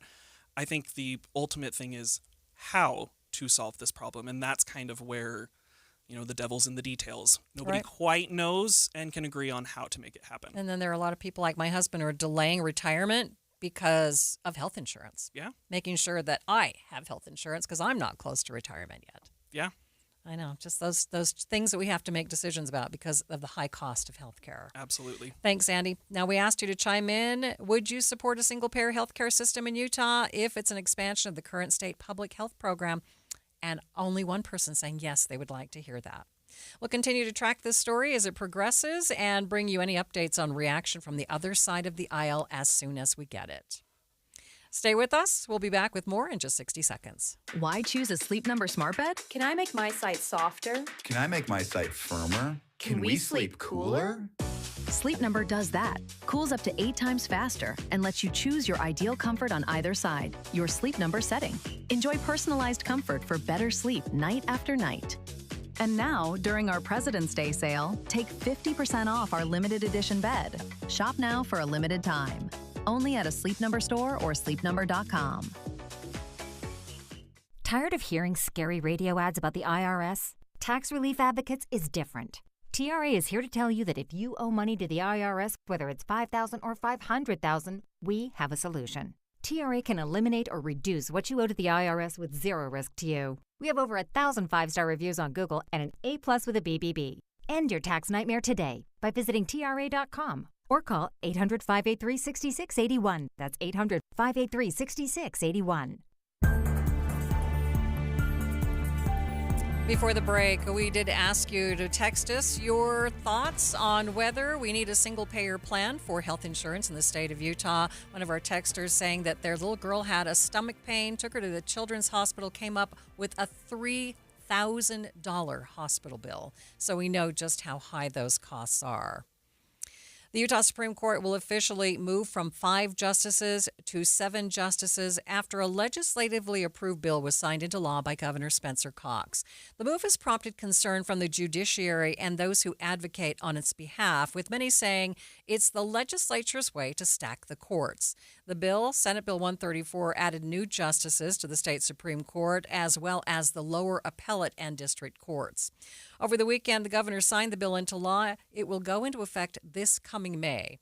KSL's legal analyst, Greg Skordas, shared his thoughts on expanding the state Supreme Court. And he tells Inside Sources co-host Holly Richardson that the lower courts are the ones that need the most help. That's an interesting discussion because Utah did have or does have the fewest number of justices really in the West. There are no courts here that have less or 5 justices. They're all like we just heard, 7 or 9. The flip side to that, of course, for us, the attorneys that practice before the Supreme Court is there doesn't seem to be a backlog. They do seem to be hearing their cases, and they seem to be getting opinions out fairly quickly. It's the trial court level, Holly, that's really the problem, where we're having caseloads of sometimes 100 or more cases, and a day, right? Right, a day. Yeah. You'll get to court at 9 o'clock, and you'll see that your case is number 78 on the calendar, and they're going to try to have it wrapped up by noon. Wow. That's just impossible. So, yeah, I applaud the fact that we've added 3 new district court judges, but I think that we would have been better served having leaving our Supreme Court at 5 because it's not a problem, and giving us 2 more judges for the district court level. But the law was enacted, and the governor wasted no time signing it. Like Greg said, the governor wasted no time signing that bill. In fact, it's the only non-base budget bill he signed over the weekend. The idea of expanding the court has also brought up concerns of so-called packing the courts. You'll remember that during President Biden's term, Democrats called for him to expand and pack the U.S. Supreme Court. So with that in mind, what makes this move different here in Utah? What are the concerns Utahns have with the idea of expanding and packing the state Supreme Court? In the last couple of years, of course, we've seen some tension between the legislature and the court, especially as it relates to some decisions that have been handed down, not the least of which is Prop 4 and the redistricting. There were others, including Utah's trigger law after Roe v. Wade was set aside, and some of the legislatures feeling like the Supreme Court was being activist, was doing things that were contrary to what the Constitution in Utah provided. And of course, judges can only deal with what's before them, and the Supreme Court did weigh in against the legislature on a few things. They were upset by that, and so I think what they're thinking about is getting more conservative-minded judges on the Supreme Court, hoping that won't happen again in the future. Of course, there's no way to say that it will or won't. Well, I was just going to say, so we've had all of the Utah Supreme Court justices were appointed by Republican governors, confirmed by Republican dominant Senate. So how is adding 2 more potentially going to alleviate the legislature's concerns? Almost certainly not. Although I think that there's also some movement to change the way that justices are appointed. Right now, they go through a judicial nominating commission, which I serve on. We submit a number of names to the governor, from which he picks a judge. I think what they'd like to do is let the governor have more ability to pick without going through that process. And that's why the state bar has been so upset about it. In fact, the Utah State Bar has come out against the move, saying they are unnecessary attacks on the judiciary's co-equal branch of government. They were initially against the move to add justices to the high court, but did support the moves to add the justices to the lower courts. Tomorrow, the bar will hold a news conference sharing more of their concerns with the legislation signed by the governor over the weekend, as well as thoughts on a myriad of other bills affecting the judiciary that are still moving through the legislative process. That's set to happen during tomorrow's midday, so we'll make sure to bring you any updates as they happen. And we have received another text about the single-payer healthcare system. Doug, thanks for your text. Doug says he would support a single-payer healthcare system if the costs actually would be lower. Again, thank you for your texts. Millions of documents relating to the Jeffrey Epstein file now released, but hundreds of victims saying the DOJ failed to redact their information. More on that story coming up next. But first, it's traffic. It's brought to you by UCCU. Supercharge your savings at uccu.com. Ricky? It's the final cleanup of the crash northbound I-15 just after 33rd South on the right. Now, on the southbound side, traffic was stopped temporarily, and those delays are starting to clear out. Whether you park it, stripe it, or pave it, GoPave Utah has your blacktop covered at GoPaveUtah.com. That's GoPaveUtah.com. Call or visit GoPaveUtah.com. Ricky Meese in the KSL Traffic Center. Who is Farm Bureau Financial Services? At our core, we're relationship builders. We're home and auto bundlers, life insurers, farm and ranch protectors, and retirement planners. We're neighbors, community members, and friends. We're the people you can count on now and for years to come. Find a Farm Bureau agent at fbfs.com/protect. Farm Bureau Property and Casualty Insurance Company, Western Agricultural Insurance Company, Farm Bureau Life Insurance Company. If you've ever set New Year's resolutions before, you know how difficult it is to follow through because you have to wait to see the results. What's up, everybody? I'm Mike Wilson with Any Hour Services, and in honor of your New Year, New You resolutions, Any Hour Services is having our New Year, New System sale. From now until the end of February, Any Hour Services will give you $2,026 off a new furnace and air conditioner. And you don't have to wait to save the money. You get $2,026 off at the time of purchase. The only thing you have to do to qualify for our New Year, New System sale is call Any Hour Services and schedule a free estimate. When you call, there's no obligation to buy. Just schedule a time to meet that works best for you. Let me say that again. From now until the end of February, when you have Any Hour Services install a new furnace and air conditioner, we'll give you $2,026 off. Call Any Hour Services right now and schedule a free estimate. 801-443-7400. You can Google Any Hour Services. You can even schedule online at anyhourservices.com. No one helps more homeowners than Any Hour Services. A family office is a team built to handle the three biggest financial responsibilities a family faces: wealth management, tax strategy, and estate planning. Most firms only manage your investments and refer the rest out, hoping everyone stays aligned. At Trajan, we built something different. Your wealth, tax planning, and estate planning are handled together inside one firm under one roof. There's no guessing whether your CPA, advisor, and estate attorney are truly in sync, because our team works together every day on your behalf. When your financial life becomes more complex, your advice should become more coordinated, not more fragmented. One plan, one trusted team. Call Trajan today, 801-207-9900. That's 801-207-9900. Trajan Wealth, an SEC-registered investment advisor. Additional services through Trajan Estate and Trajan Tax. Additional disclosures and accreditation at TrajanWealth.com. You were listening to Midday. I'm Maria Shilaos. While dozens of this country's richest people have tried to distance themselves from Jeffrey Epstein, millions of newly released documents shed new light on just how chummy he was with some of them. ABC's Olivia Rubin breaks down the key discoveries on the Start Here podcast. There's millions of documents here and more things sort of coming out every day, but certainly it's sort of the extent to which Epstein was communicating with some of the most powerful, wealthy, influential figures across politics, sports, entertainment, tech, and some of these messages are already after Epstein's sort of infamous plea deal in 2008, where he pled guilty to sex crimes. Among those that he was communicating with were Giants co-owner Steve Tisch. It seemed from the communications that Epstein was actually setting Tisch up with women. In one email in 2013, Tisch asks Epstein about a woman, writing pro or civilian. Now, of course, Tisch says he didn't end up taking Epstein up on any of his invitations. He never went to the island, and he says he regrets his association with Epstein, who everyone now knows is this horrible person. But there's also new images of former Prince Andrew. They show him crouched over a woman, her face redacted.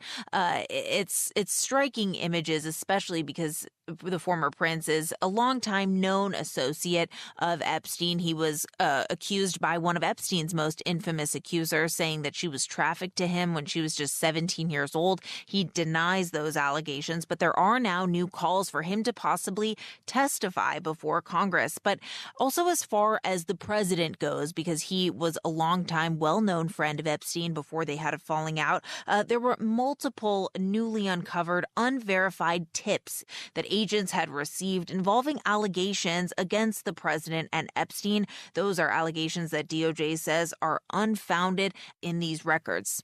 While there is much in the documents that is unsubstantiated, Rubin says they also include members of the Trump administration that had denied any involvement with Epstein.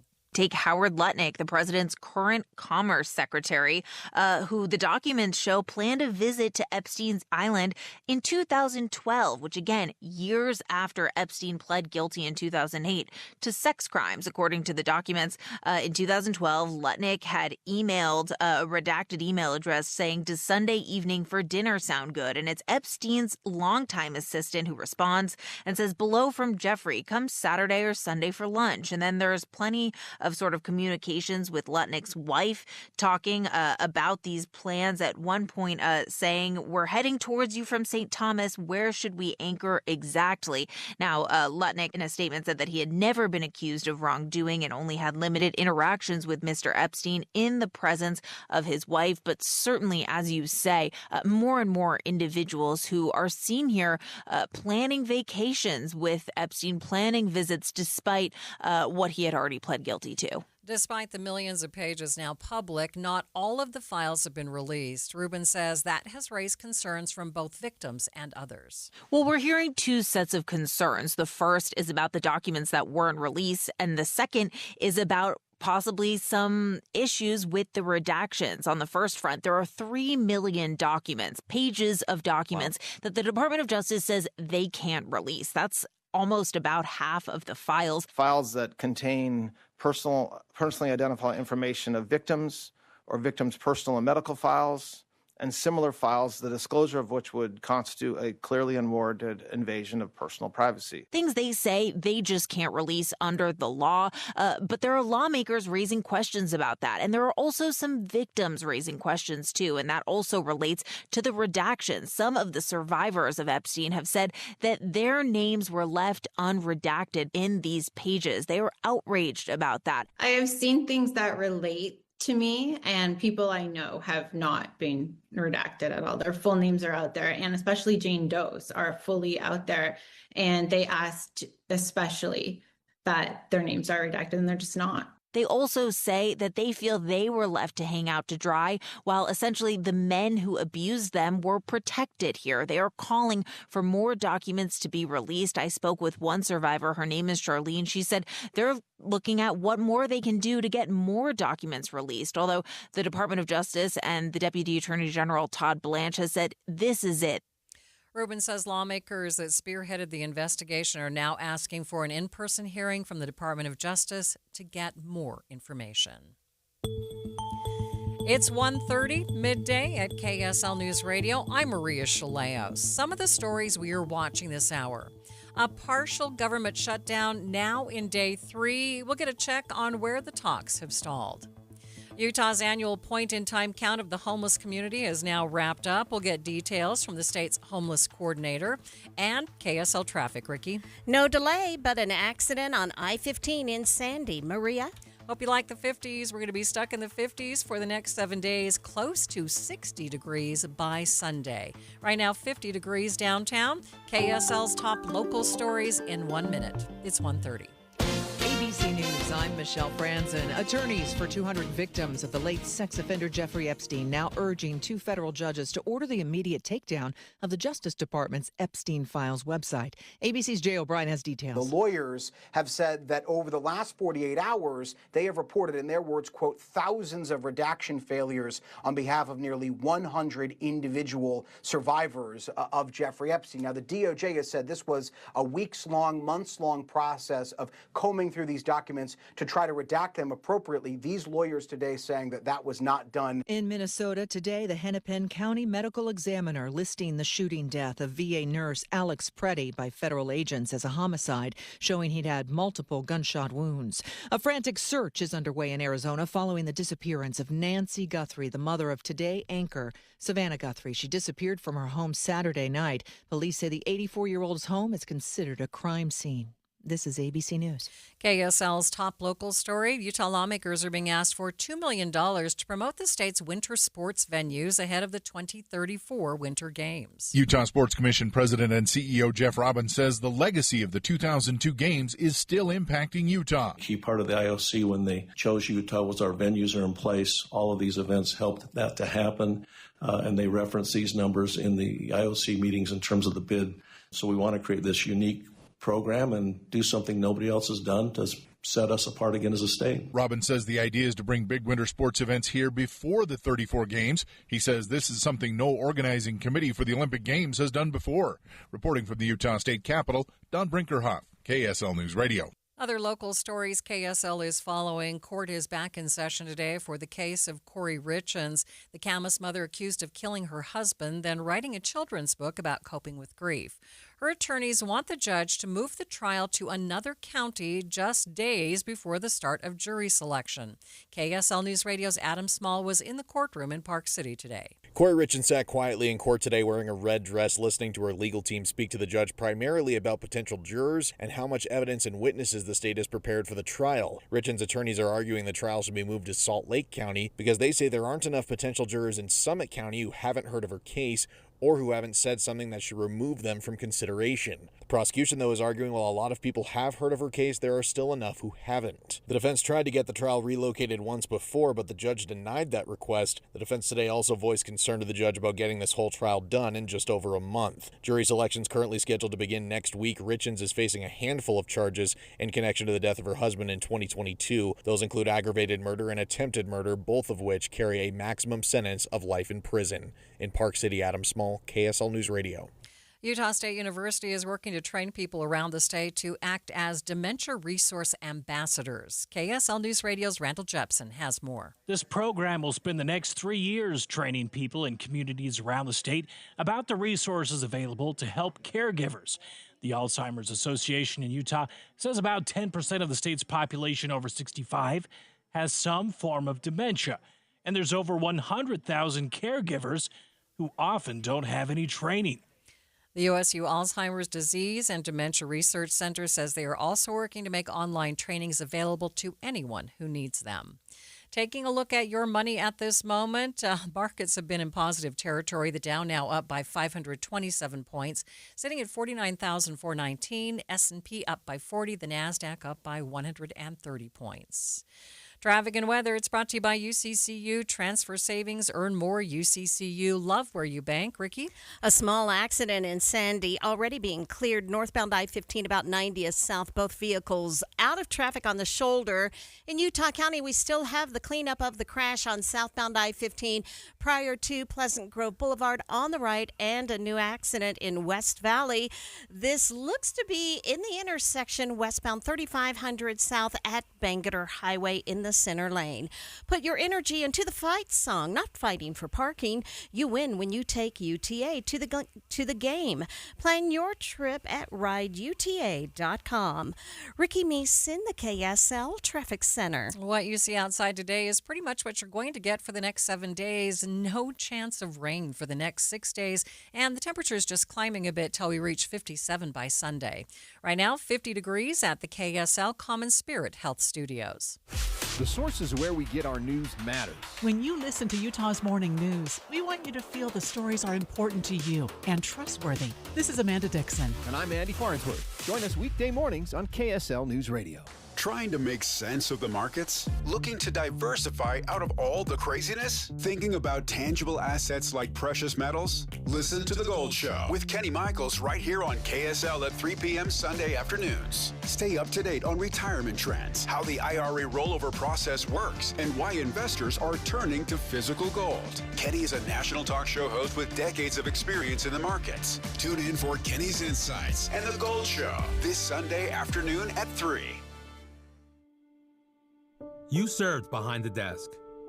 You served in combat. You did 4 years and got out. You were drafted. You gave 20 years. You gave exactly what your country needed. And so did you. When you raised your hand and swore an oath to your country, when you put your name on a dotted line, you became part of only 1% of Americans who did the same. You are a veteran. You are a veteran. You are a veteran. Because no matter when, where, or how you served, you made a sacrifice for your country, and you deserve support. If you're struggling with life after service, don't wait. Reach out. Reach out to a loved one, to a fellow veteran, to VA. Find resources at va.gov/reach. Brought to you by the United States Department of Veterans Affairs and the Ad Council. You are listening to Midday. I'm Maria Shilaos. New developments over the weekend in the fight to fully fund the government. A partial government shutdown now in its third official day. House of Representatives returning to the Capitol today to try and restore funding. News Nation's Trevor Shirley has more. Well, now for the second time in 6 months, federal workers are staring down the prospect of potentially working without pay as Congress tries to find a solution. The sticking point remains funding for the Department of Homeland Security, which oversees ICE and Border Patrol. Democrats say they won't pass a budget until meaningful reforms are put in place to rein in those agencies' tactics. The one thing that we've said publicly is that we need a robust path toward dramatic reform. Democrats want to end roving immigration enforcement patrols, mandate body cams, and prevent agents from wearing masks. When you're talking about masking, the reason that ICE agents wear masks is to protect their own identities and protect their own families. Many Republicans, especially in the House, say those are red lines they won't cross, leaving Speaker Mike Johnson in a bind. Some of these conditions and requests that they've made are obviously reasonable and should happen, but others are going to require a lot more negotiation. Hours before the midnight deadline Friday, the Senate passed 5 funding bills, keeping most of the federal government open. But the House left town for the weekend, leaving some agencies, including DHS, unfunded, which includes the TSA and FEMA. So they're going to separate the Department of Homeland Security bill. Our intention is by Tuesday to fund all agencies of the federal government except for that one, and then we'll have 2 weeks of good faith negotiations to figure it out. Democrats say the administration and Republicans must work out a compromise soon. The administration can't just talk the talk. They need to walk the walk. That should begin today. So far, no federal employees have gone without a paycheck or been furloughed. That could change if the shutdown drags on beyond this week. Reporting in Washington, I'm Trevor Shirley. The main sticking point, funding for DHS. Talks over that funding for the Department of Homeland Security, which includes ICE, reaching a bit of a stalemate. Deseret News congressional correspondent Cami Mondo explains. House Democrats met over this weekend, and they've now come out, at least leadership has, against the funding bill. House Republicans were initially going to put it on the floor under suspension, expecting that Democrats would back this package that Senate Democrats helped negotiate. But there's still a lot of opposition to this ICE fight, this whole ICE funding and Homeland Security. And so now it's looking like Republicans are going to have to try and get this through on their own. But, as is House fashion, we have some Republicans who do not agree with the package. And so we're kind of looking at a standstill right now. What's affected in this partial government shutdown? So this latest funding package had about 6 spending bills attached. Part of that includes the Homeland Security bill, but other impacted agencies include the Department of Transportation, we have Labor, Health and Human Services. A lot of other agencies like that are also shut down as of today, while the negotiations for Homeland Security specifically are ongoing. You might be a little confused. We shared the news last week that Democrats had reached a deal with the White House over funding for DHS. So what happened or didn't happen that led to the shutdown? Part of the reason why is because whatever the Senate was negotiating, it did change what was in that final package, so it had to come back to the House for approval. We did expect that, the minor weekend shutdown would take place. Normally a shutdown over the weekend doesn't do that much because these agencies are closed. So today is the first, real day of the shutdown, even though it's the third technical day. We did expect that things would be moving a little bit faster. There was talk maybe the House would come in, pass it today. But now there are some new dynamics at play that's insinuating that this shutdown could last a few more days as they try to work this out. That is Deseret News congressional correspondent Cami Mondo there, talking to Inside Sources about the ongoing impacts and discussions surrounding the partial government shutdown. Utah's annual point-in-time count now wrapped up. For 3 consecutive nights, volunteers went out in the early morning hours to conduct a survey of Utah's homeless communities, those living in the streets, in shelters, or experiencing homelessness in some other way. Utah's homeless coordinator, Nick Coleman, says they had about 800 volunteers helping with this year's count, but their findings won't be available for a couple of months. Most of those observations would be anecdotal, so it's a little too soon to say, but here's what we do know. The state of Utah, in partnership with the legislature and local communities statewide, we've made really informed, structured investments into emergency shelter and transitional housing. And really these programs are designed to get folks off of the street from unsheltered situations. Certainly this has been a big focus for Governor Cox. And the purpose of doing those investments is to get individuals off of the street or out of places not meant for, as we say in this work, meant for human habitation, or really where they should be sleeping, and into a more safe and sheltered environment. And so we have made those investments and have noticed that individuals are taking us up on those services, which means there's ideally fewer folks that are experiencing unsheltered homelessness on the street. We hope to be able to have some data later this spring of 2026 that would show ideally that individuals are taking us up on those services and accessing them regularly. Coleman tells KSL News Radio's Don Brinkerhoff, despite all of the state's efforts to provide more services for the unsheltered, last year they did find more people on the streets. Last year we did experience an 18% upward trend in our number of individuals experiencing homelessness, but that's not to say that all of our efforts have been not wise. Rather, it's to say we've provided lots of opportunities to be able to find individuals on the streets or in shelter as well. So as we've expanded some of our capacity, it makes it easier to make contact with individuals and to ask them what they're experiencing at any given time. So we have some belief that these opportunities are also making it easier to encounter individuals and be able to ask them these survey questions. He says what volunteers find when they go out early in the morning to talk to the homeless is quite surprising. When I first started doing the point-in-time count, I worried that if I woke somebody up or encountered them somewhere on the street, that they might not be friendly or not want to engage in a discussion. It's actually quite the opposite. You'll find that for some of these individuals that are experiencing homelessness, that might be the only conversation that they have with someone else all day or all week or month. And it gives you a really direct sense for what it's like to be a member of this vulnerable community. It makes a big difference for them when someone's able to sit down and say, hey, what's your name? What's your background? What brought you here? Do you have challenges that we can talk through, chronic health conditions or substance abuse or behavioral health issues? And that sort of back and forth discussion, you'll find actually that lots of folks do want to engage in that discussion with you. And we've had just wonderful experiences as volunteers statewide. Nick Coleman is Utah's interim homeless coordinator. He doesn't expect the results of the point-in-time survey to be available until sometime in the spring. Midday continues in just 60 seconds. This message comes from Viking, committed to exploring the world in comfort. Journey through the heart of Europe on an elegant Viking longship with thoughtful service, destination-focused dining, and cultural enrichment on board and on shore. With small ships that bring travelers closer to the destination, there's more time to explore. And every Viking voyage is all-inclusive, with no children and no casinos. Discover more at Viking.com. Febreze.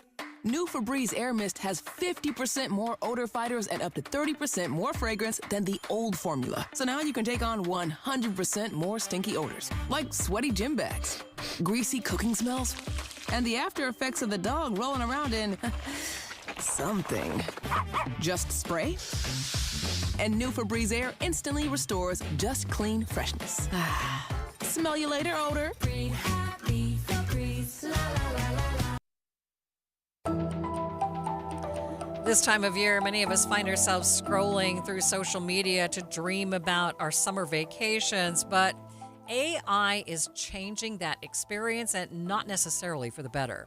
Start Here host Brad Milkey says some of the AI programs are promoting destinations that don't exist. Remember when products like ChatGPT were first coming out? We were told one of its most basic use cases, ChatGPT can help you plan a trip.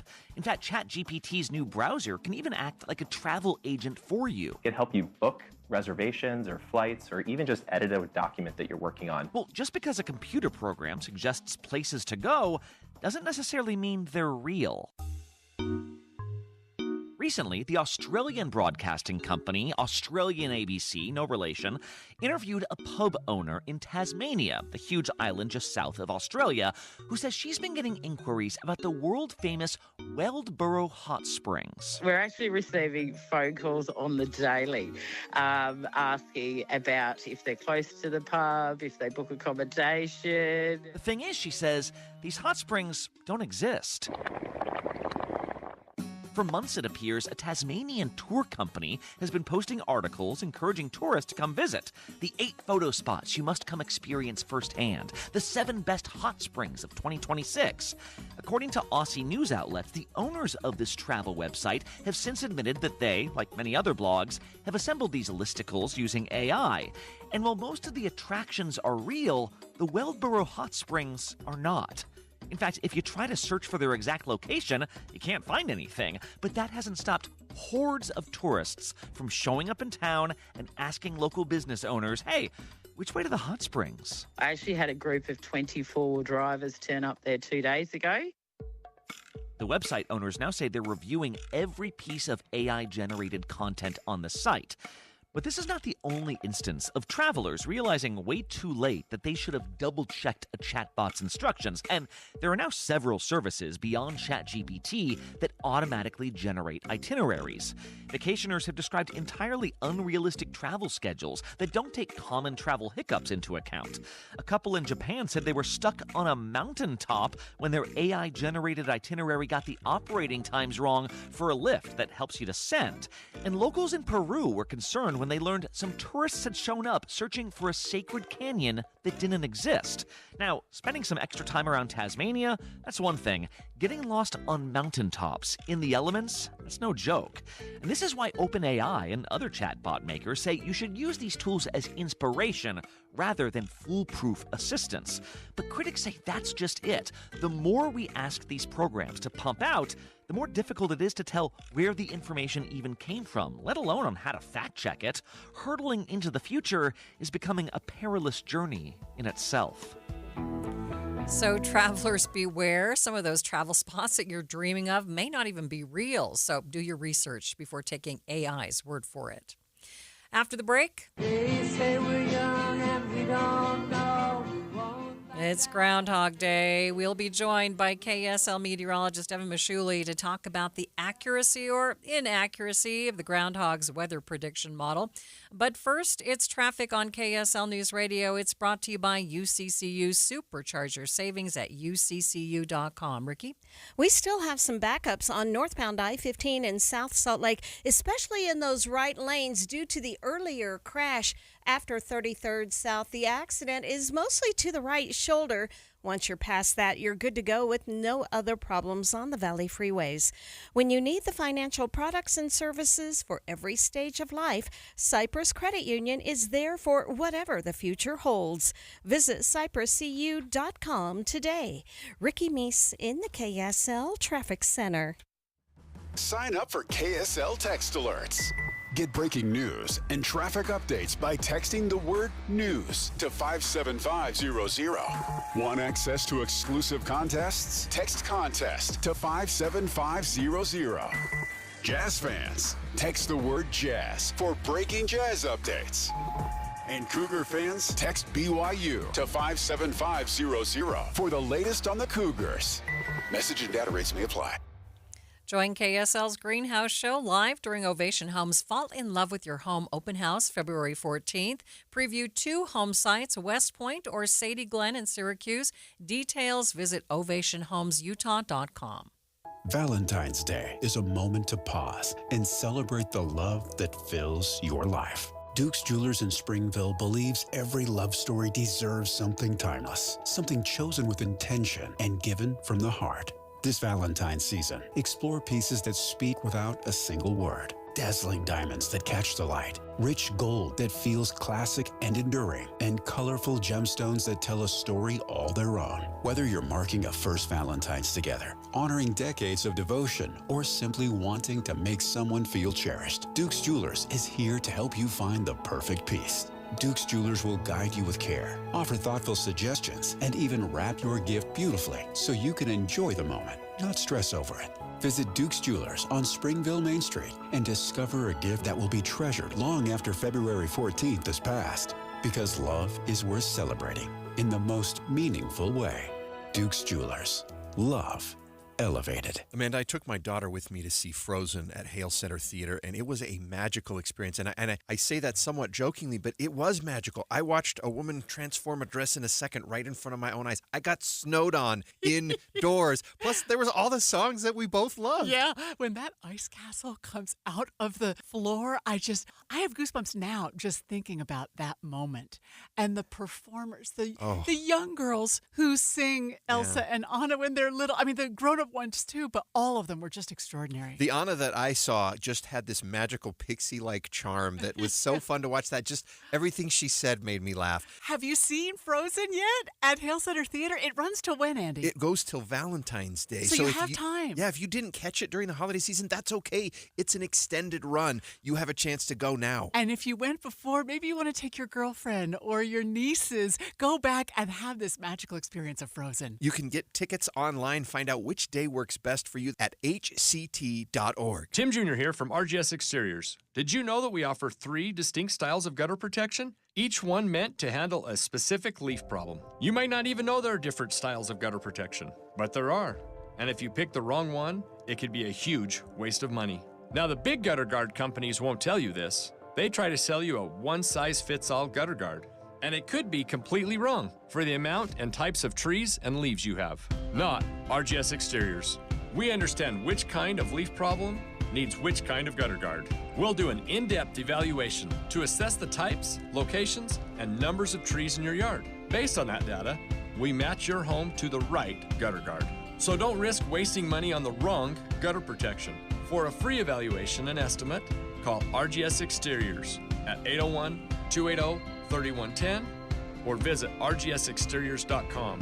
That's 801-280-3110 or rgsexteriors.com. Are you on the hunt for your next big hunt? Then head to huntexpo.com because that's where it starts. The Hunting Expo is coming to Salt Lake City February 12th to 15th. It's the biggest hunting show in the West. There's hundreds of guides, outfitters, and exhibitors from all over the world. Plus your shot at Utah's top 200 elk, deer, and other hunting permits in the Expo tag drawing. Book your next hunt, see the latest gear, and apply for Utah's biggest bucks and bulls for just $5 each. Your next hunt starts at the Hunting Expo and huntexpo.com. If you're talking, they will hear you. Why are we getting killed like this? Kyle's not here. Got caught drinking beer in the park a couple of nights ago. Really? Yeah. 0 tolerance. He's out for the season. Harsh. Hey, he knew not to drink. We've made that clear to all of our kids, right? No, not really. Bill, if we don't tell them what we expect and why they shouldn't drink, how are they gonna know? Talk. They hear you. For more information, visit underagedrinking.samhsa.gov. Do you worry about how much someone drinks? Do you feel neglected or unloved? If you answered yes to any of these questions, you are not alone. Al-Anon and Alateen can help. Call 1-866-200-0223 or visit alanon.org/help. This is Midday. I'm Maria Shilaos. Strike up the music, the band has begun. Pennsylvania polka. Pick out your partner and join in the fun. Well, it's Groundhog Day, the one day a year when everyone thinks a little rodent can tell the weather. And it turns out that the groundhog isn't all that accurate. In fact, Punxsutawney Phil has been shown to be accurate less than half of the time. Other groundhogs, like one in Staten Island, have proven to be a little bit more accurate.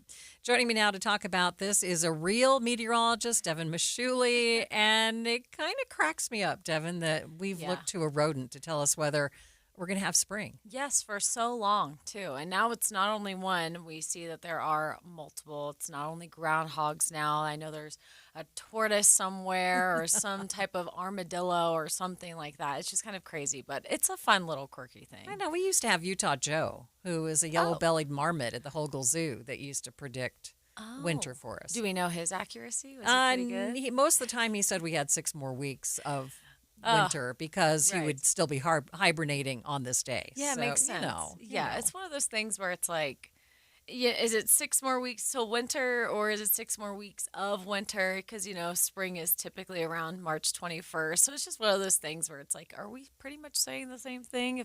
Depending on the outcome, I don't know. But it's funny. In my last viewing market where I used to work in Illinois, there was a groundhog named Gertie. And I got to watch, the sunrise to see what Gertie predicted. And Gertie in Illinois actually does pretty well. Oh, wow. She's like 80% accurate, I think. I can't actually remember. Yeah, well, they have great instincts, 65%, I guess, groundhogs. Yeah. That's why they kind of picked the groundhog for that special, whatever you want to call it, notary. Notarization. Anyway, so I don't know how this all came about, but for us to be looking outside right now, we haven't even had winter. Yeah, I would love if we need 6 more weeks of winter. Yeah, because it really feels like the winter that we've had has been very, mild. It hasn't really felt like winter. So I know all of us here don't care what any groundhog says. We just want winter to actually happen. We need it to snow, please. Yes. Snow. And looking at the forecast, like the 7-day, It's not looking good, Devin. No, it's rough. All of our forecast highs are roughly 10 degrees warmer than normal, so that's why you'll see the red numbers on our 7-day forecast when you watch us.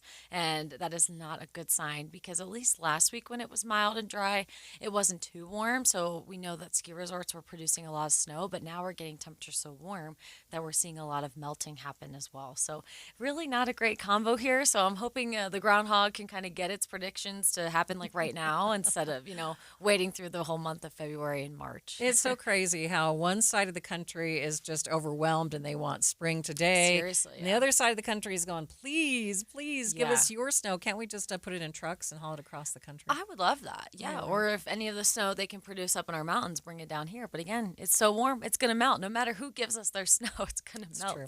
So why do we see that kind of huge difference from one side of the country to the other? We just continue to have a blocking pattern here. And typically in La Nina, we would expect overall the atmosphere to be cooler and wetter, but that just really depends on the location. And typically in a La Nina, that is through the Pacific Northwest, and it goes right up and over Utah because we are in this high pressure blocking pattern. So really we just have a high pressure system come over the western United States, and then once it pushes to the east, another one comes right in and develops. And it's kind of like we're just stuck with this train of high pressure systems.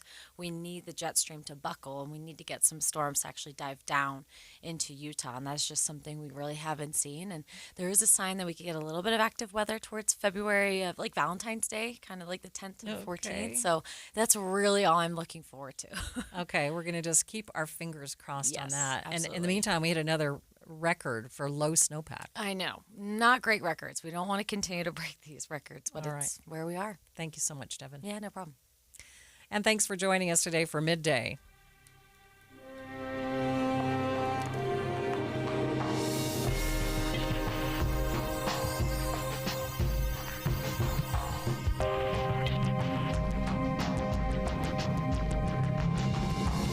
KSL FM Midvale. KSL Salt Lake City. From the KSL Common Spirit Health Studios, this is KSL News Radio. Utah's news, traffic, and weather station. With just days to go until the beginning of the 2026 Winter Games, Utah lawmakers are still looking ahead to 2034 when the Games will come home to Utah. The commission overseeing the Utah Games in 8 years asking the legislature for $2 million to create a legacy ahead of the Games. We've kind of shifted it up and said, let's do a continuous legacy as though it never ended and keep bringing major events in before versus waiting till after the Games. The time is 2 o'clock on Monday, February 2nd. It's midday. I'm Maria Shilaos. Coming up, KSL is your home for the 2026 Winter Games. We'll get an update from the KSL team on the ground there in Milan and Cortina. Also this hour. The idea there is that politicians have a lot of incentives to think in the short term rather than in the long term. The next election is always coming up. The independence of the Federal Reserve, it's been the focus of many discussions surrounding interest rate cuts or the lack thereof. We're going to take a deep dive into that independence, why it matters, and how this isn't the first time a president has put pressure on the feds. But first, our top stories. One Utah lawmaker is making a push for more care being given to childbearing prisoners. KSL News Radio's Cameron Elliott reports. Representative Candice Perucci told Inside Sources she was stirred to advocate for pregnant inmates after seeing the conditions in which prisoners were being treated both pre- and postpartum. Perucci says her proposal is an extension to the law that prevents the use of handcuffs or shackles in the last trimester of pregnancy and during labor. And this bill that I'm working on now is a follow-up that's saying in postpartum recovery, you also need to be as least restrictive as possible as a woman is healing. And this bill would say, look, you need to offer a pregnancy test to a woman who's under the age of 50 if she's been incarcerated more than 72 hours. Her bill would also give inmates access to health care and a social worker following the birth of their child. It would also extend the postpartum recovery time to 12 weeks. Cameron Elliott, KSL News Radio. Our top national story from ABC News. Lawmakers on Capitol Hill this morning scrambling to pass a compromise funding deal to end the partial government shutdown. But Democrats say some concessions will need to be made before that happens. The sticking points remain new restrictions on ICE. Now, last week, the president cut a deal with Senate Democrats to pass a 2-week extension of funding for the Department of Homeland Security to buy time to negotiate. But Democrats over in the House aren't totally on board. It means that Speaker Mike Johnson will likely have to pass this with just Republican votes. And even if he pulls that off, Congress would then have just 2 weeks to reach a deal on a host of thorny issues related to ICE. ABC News Chief White House correspondent Mary Bruce reporting. Other national stories KSL is following. The Department of Justice says it has taken down several thousand documents and media from its latest release of Epstein files after counsel for more than 100 survivors said identifying information, including photos, were left uncovered in those files. The lawyers have said that over the last 48 hours, they have reported, in their words, quote, thousands of redaction failures on behalf of nearly 100 individual survivors of Jeffrey Epstein. Now, the DOJ has said this was a weeks-long, months-long process of combing through these documents to try to redact them appropriately. These lawyers today saying that that was not done.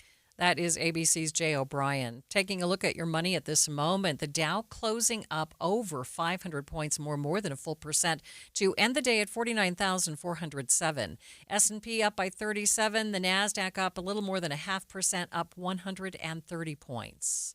Traffic and weather, it's brought to you by UCCU. Transfer savings, earn more. UCCU, love where you bank. Ricky? We still have the accident northbound I-15 just after 33rd South over to the right. Sometimes it slows traffic and sometimes it's not an issue, but just watch for that.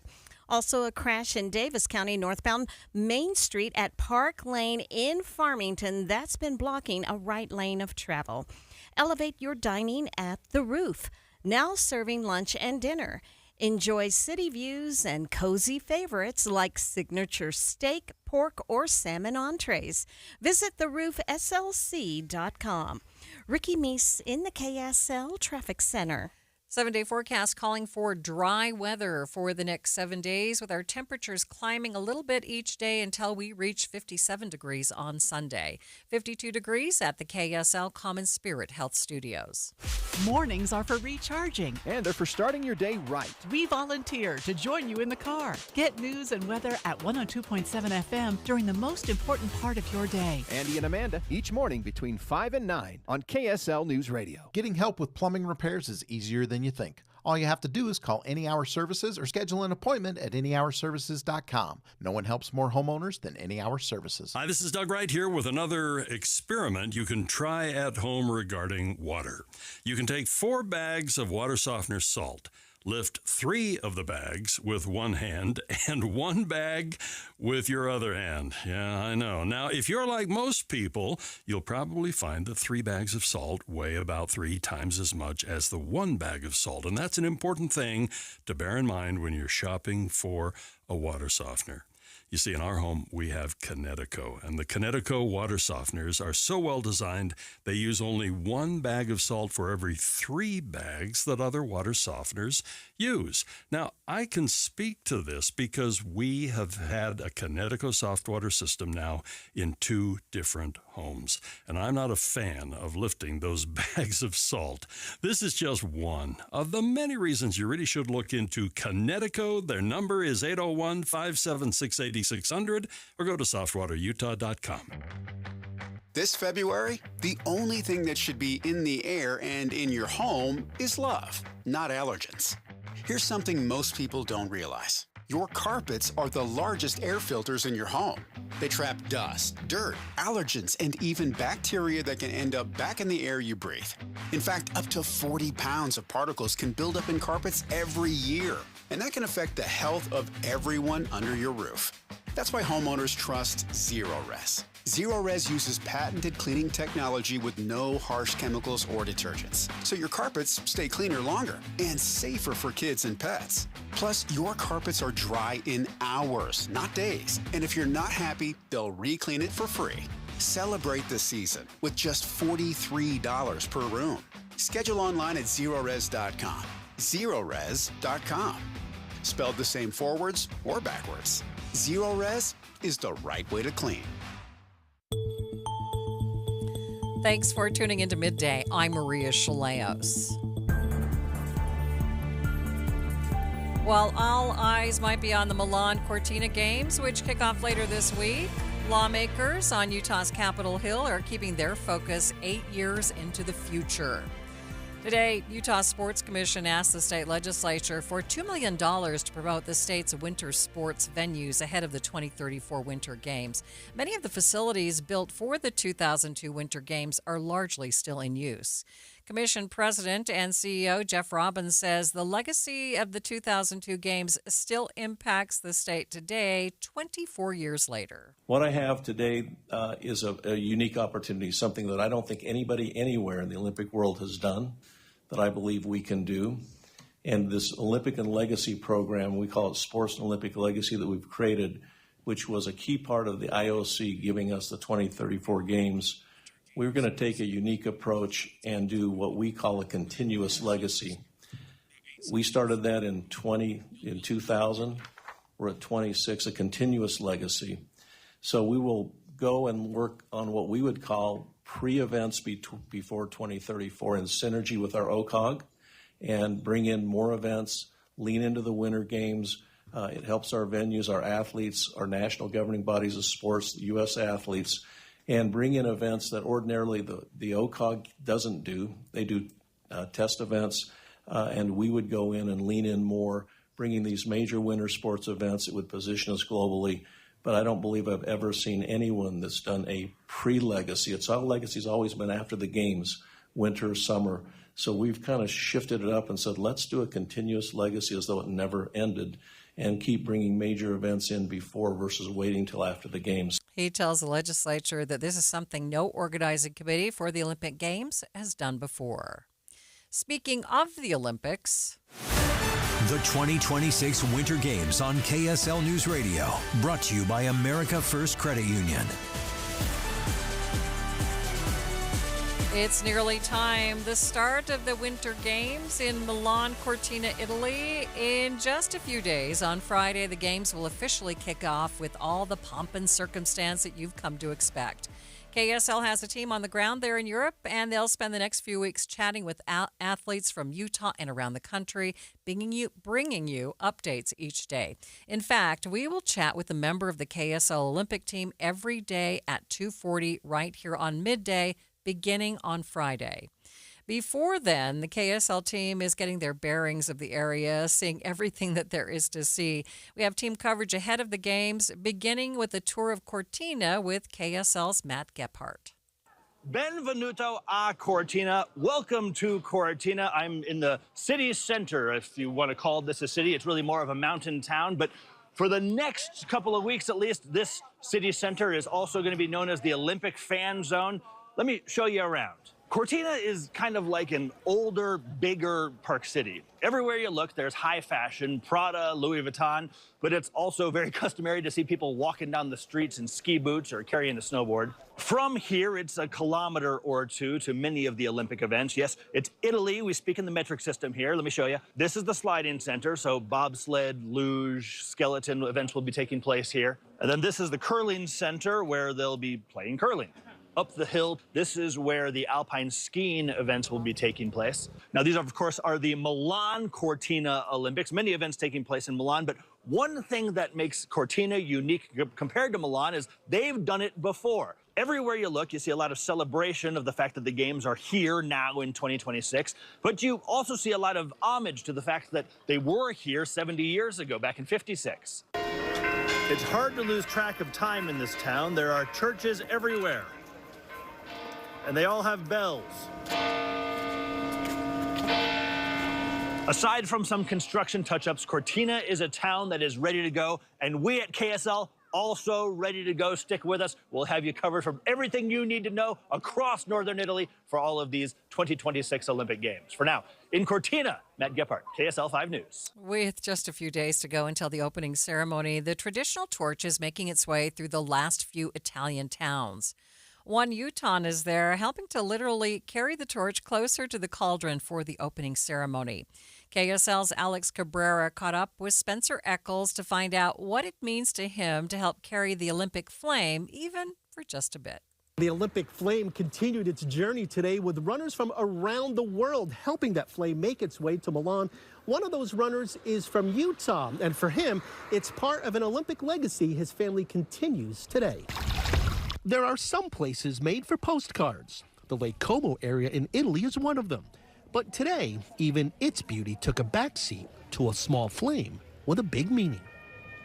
The Olympic torch came through here this evening, and one of the runners carrying it is from Utah. Oh, so excited. For Spencer Eccles, this wasn't just a run, it was a moment. It really invokes the spirit into me about the Olympics and what it does. It inspires all of us. So when it was his turn to carry the flame, it brought back a lot of memories for him, like of when he ran it with his father just before the 2002 games.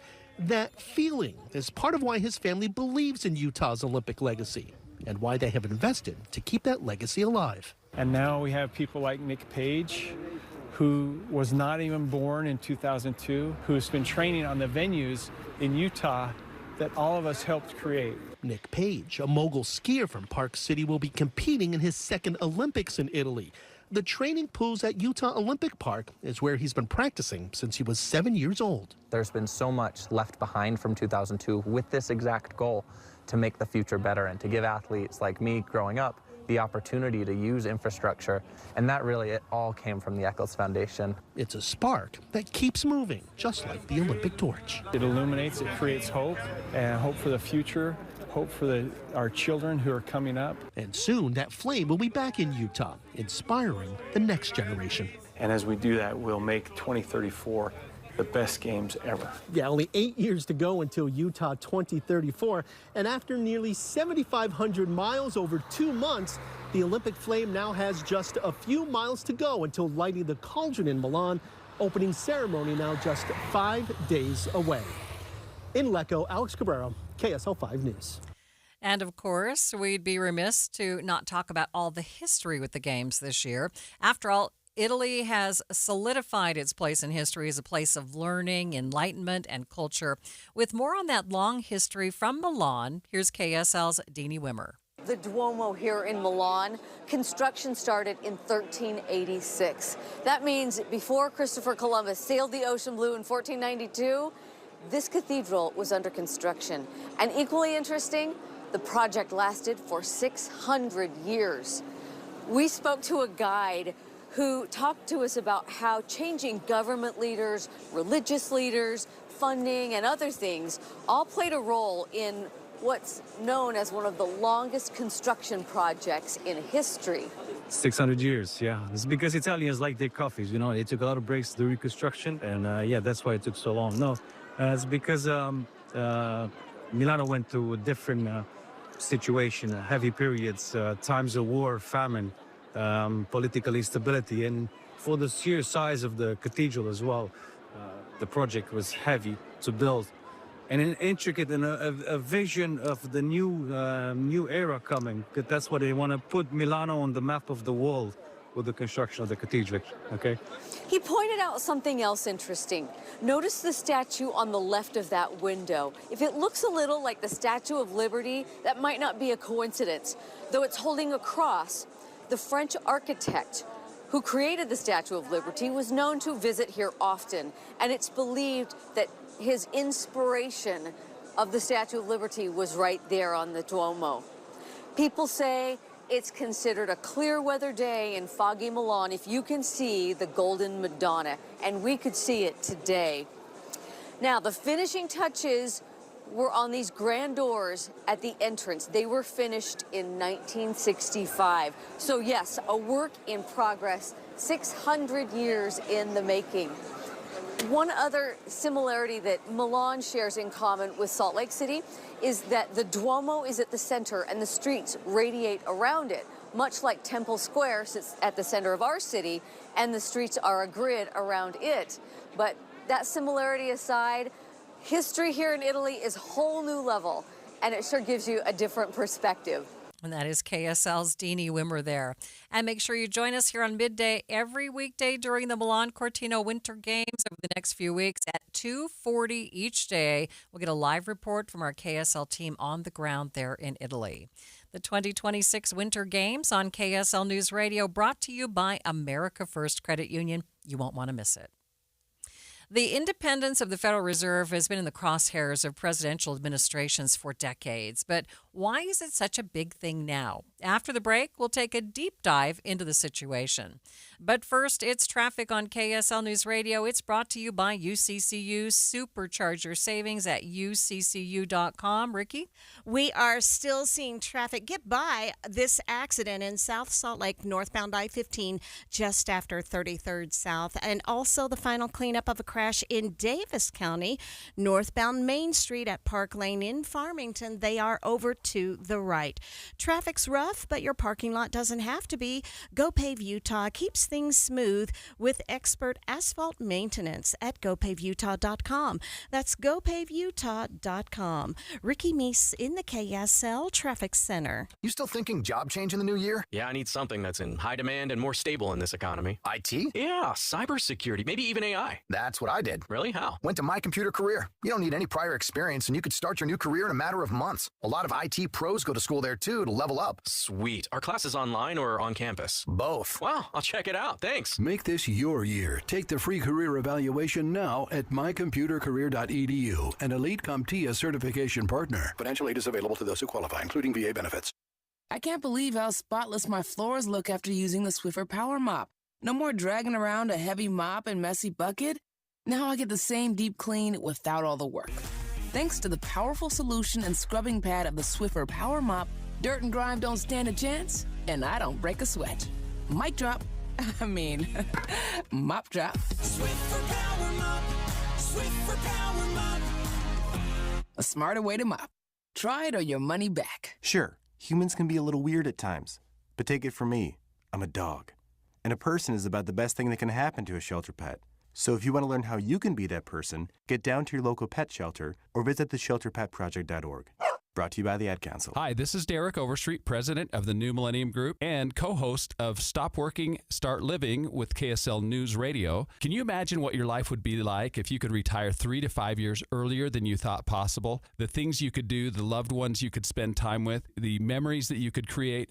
That's what our team at the New Millennium Group does. We'll walk you through the entire process every step of the way. If you'd like to get a copy of the 5-step proprietary plan that will help you retire 3 to 5 years sooner than you thought possible, give us a shout right now. 888-999-6370. That's 888-999-6370 or utahsfinancialplanner.com. Listen, most of our listeners right now have a tax problem, not a money problem. There's not enough money in Social Security Medicare as it is.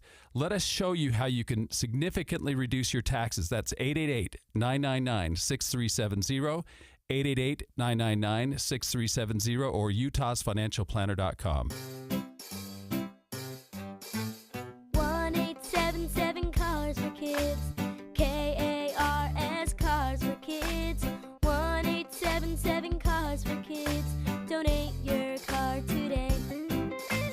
1-877-CARS for kids. Donate your car today. Ready to get rid of that old car? Donate it to Cars for Kids. Call 1-877-CARS for Kids to reach a friendly live agent. Donation's super easy, and your car can be picked up as soon as tomorrow. Call us now, 1-877-CARS for Kids. That's Cars with a K to donate your car today. 1-877-CARS for kids.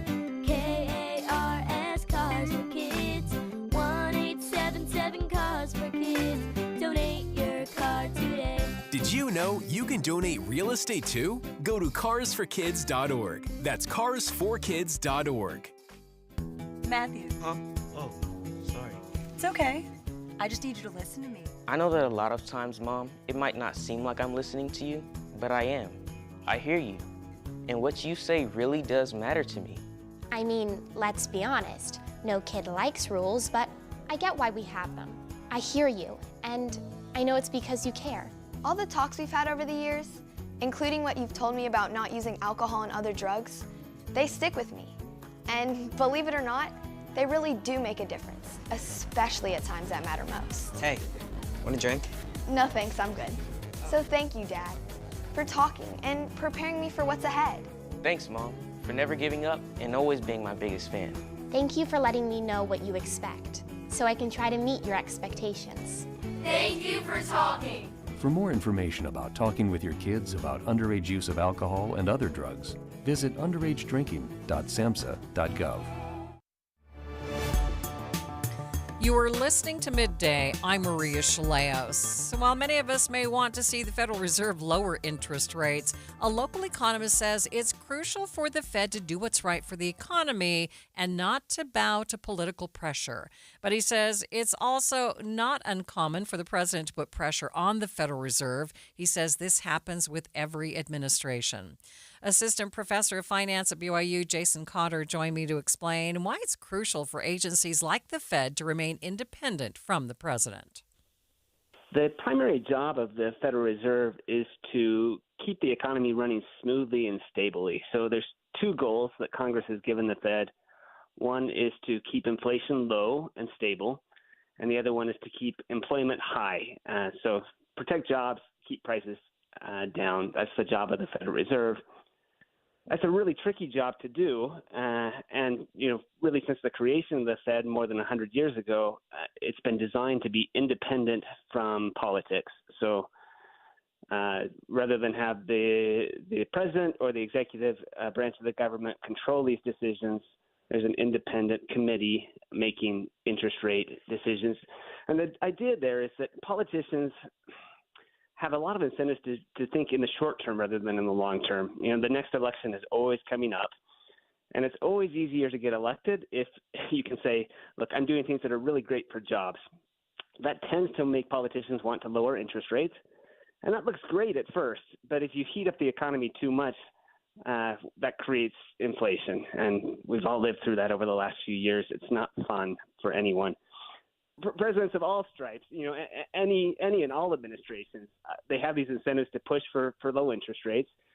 And really, it takes some independence to be able to push back and say, well, no, actually, the economy at this point really would be better off in the long run if we didn't keep interest rates low and prevented, these inflationary pressures from taking over. That's really hard to do with political pressure and really requires some independence from politics to be able to make those decisions. President Trump did announce his choice for Fed chair. How do you think Kevin Warsh could change that? Would he be independent? It's a great question. So I actually worked at the Federal Reserve Board a number of years ago, and while I was there, Kevin Warsh was on the Board of Governors at that time. So I got to know Kevin a little bit as I worked with him. At that time, my view with Kevin was he was a young, very smart, very talented central banker. He thought carefully about the issues.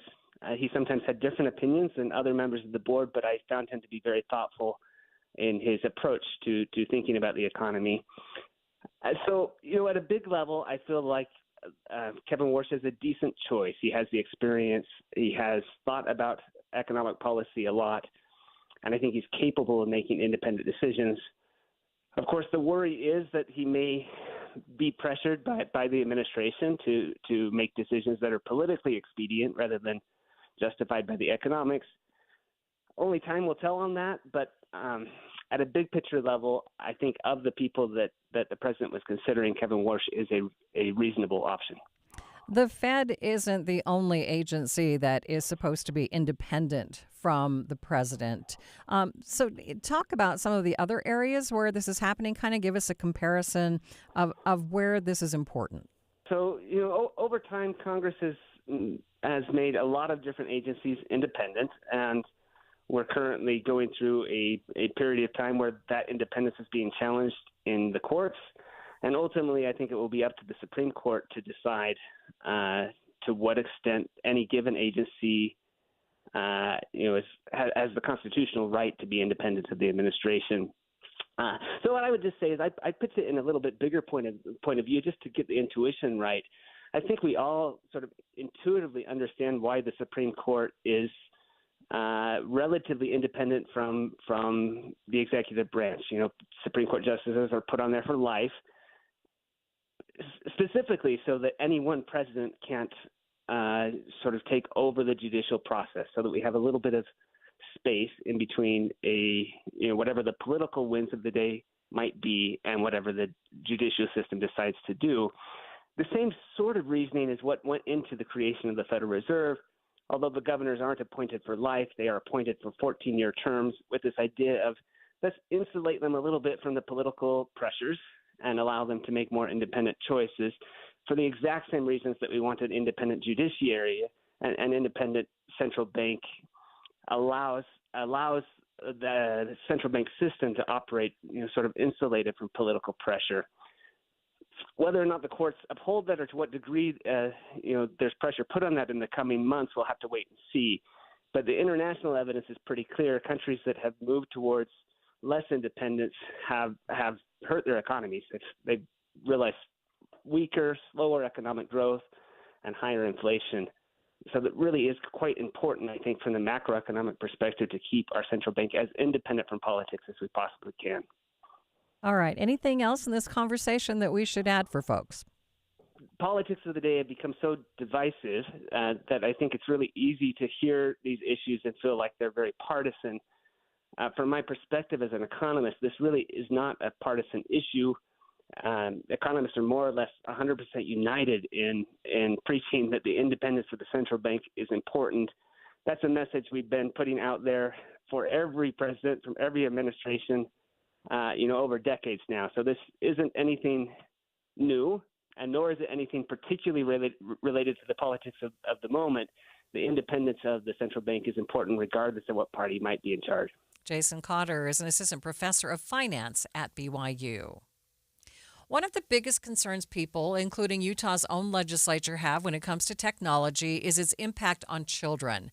Several tech companies are looking at phones and how to make them more kid-friendly. New smartphone from HMD is aimed at addressing some of the concerns around children and mobile technology. It comes with an app by a company called Explorer, and it gives the parent complete control over the child's smartphone, the Fusion X1. Digital Trends Andy Boxall says that means parents can control an array of things about the phone. They can show which apps they want to use. They can set timers. They can permanently lock apps if they don't want them to be used. HMD says parents are intended to give kids more functionality and freedom as they get older. That's in contrast to the more black and white child protection strategies that have been used elsewhere. Putting a content filter on there, blocking this app, saying you can't have a phone, not the right approach, because I think history has shown that that kind of approach does not work. That is ABC Tech reporter Mike Dubusky reporting.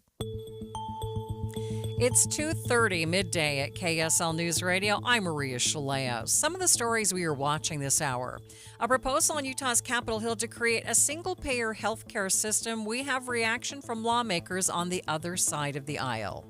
The state Supreme Court getting a little larger after getting the sign-off from Governor Spencer Cox. And KSL traffic, Ricky. We have a quiet drive on the Valley freeways as far as speeds. No delays, but a crash on I-15 in South Salt Lake. Maria?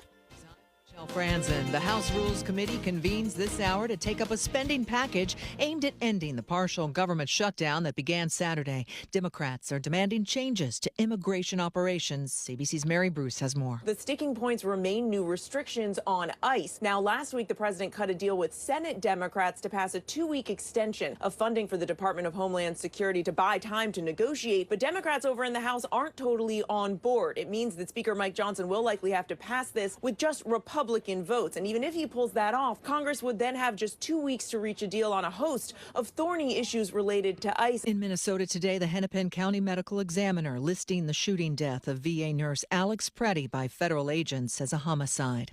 On this Groundhog Day, as millions of Americans are dealing with a winter wallop, both Punxsutawney Phil and Staten Island Chuck saw their shadows, a tradition that marks 6 more weeks of winter. This is ABC News. KSL's top local story. The Camas mother accused of fatally poisoning her husband. Corey Richens was back in court today. Her attorneys are trying to relocate her trial just days before jury selection is set to begin. KSL News Radio's Adam Small was in the courtroom in Park City. Corey Richens sat quietly wearing a red dress, arm in arm with her legal team as they and the state's attorneys all went back and forth with the judge on which potential jurors they want to start questioning further, with jury selection for the trial set to begin next week. Richens' attorneys have asked the judge to move the trial from here in Summit County to Salt Lake County. They're arguing there aren't enough potential jurors who haven't heard of the case and haven't shown cause for them to be removed from consideration for Richens to get a fair trial here. The defense also tried to get the trial moved earlier in the case, but that request was denied. The judge will have to make a decision quickly as the trial itself is set to begin 3 weeks from today. Richens is facing multiple charges in connection to the death of her husband in 2022, including aggravated murder and attempted murder, both of which carry a sentence of up to life in prison. In Park City, Adam Small, KSL News Radio. Other local stories KSL is following. If you're driving through Davis County any night this week, you're going to want to hear this. I-15 in Farmington will be down to one lane overnight. This is part of the Shepherd Lane Interchange project. UDOT spokesperson Mitch Shaw says this particular phase of the project will help eliminate the divide between the east and west sides of Farmington caused by I-15, Highway 89, and the railroad tracks. Those three things have kind of created a barrier between, for particularly pedestrians, between the east and west sides of Farmington. So we're building pedestrian underpasses and pedestrian bridges at Park Lane. Because of the construction, drivers should anticipate I-15 in both directions will be down to one lane between Glover's Lane and Park Lane every night this week. Shaw says they'll close it at 9 p.m., but they anticipate opening it before the morning commute. Heather Peterson, KSL News Radio. Utah State University is kicking off a 3-year project to build a dementia support network across the state. Roughly 10% of our state's adults 65 or older have some form of dementia. That's according to the Alzheimer's Association of Utah. And USU researchers say there's over 100,000 caregivers, and many don't have much or any training. That's why they've launched a program that will train groups of people around the state to be dementia resource ambassadors. And they say the most need is found in rural areas. The USU Alzheimer's Disease and Dementia Research Center, they say they're also working to make these trainings online available to anyone who needs it. Randall Jepson, KSL News Radio. Your money at this moment, the Dow ending the day up 515 points, more than a full percent, sitting at 49,407 at the close. S&P 500 up by 37, the NASDAQ up by 130 points. Traffic and weather, it's brought to you by UCCU. Transfer savings, earn more. UCCU, love where you bank. Ricky? Northbound I-15, the earlier accident, and it's been there for a while, after 33rd South, still there on the right shoulder, and occasionally we still have slowdowns, especially in those right lanes in South Salt Lake. Arrive in style for all of life's events, from the first suit to the first dance, preparing to serve or starting a life together, every age, every milestone. For nearly 60 years, Mr. Mac, helping you look your best for all of life's events. Ricky Meese in the KSL Traffic Center. Highs in the 50s for the next 7 days. Not a chance of rain until Sunday. Right now, 52 degrees at the KSL Common Spirit Health Studios. A reminder about the simplest way to get updated for your day. Hit your KSL preset when you jump in the car, and we'll take care of the rest. Hear key news updates and traffic reports. Andy and Amanda from 5 to 9 in your car. KSL News Radio at 102.7 FM. Who doesn't love winning? Right now at ksl.com/win, you'll find exciting contests with prizes you actually want. Tickets, gift cards, and more. It's fast, it's free, and you can enter in just a few clicks. New contests are added all the time, so there's always another chance to win big.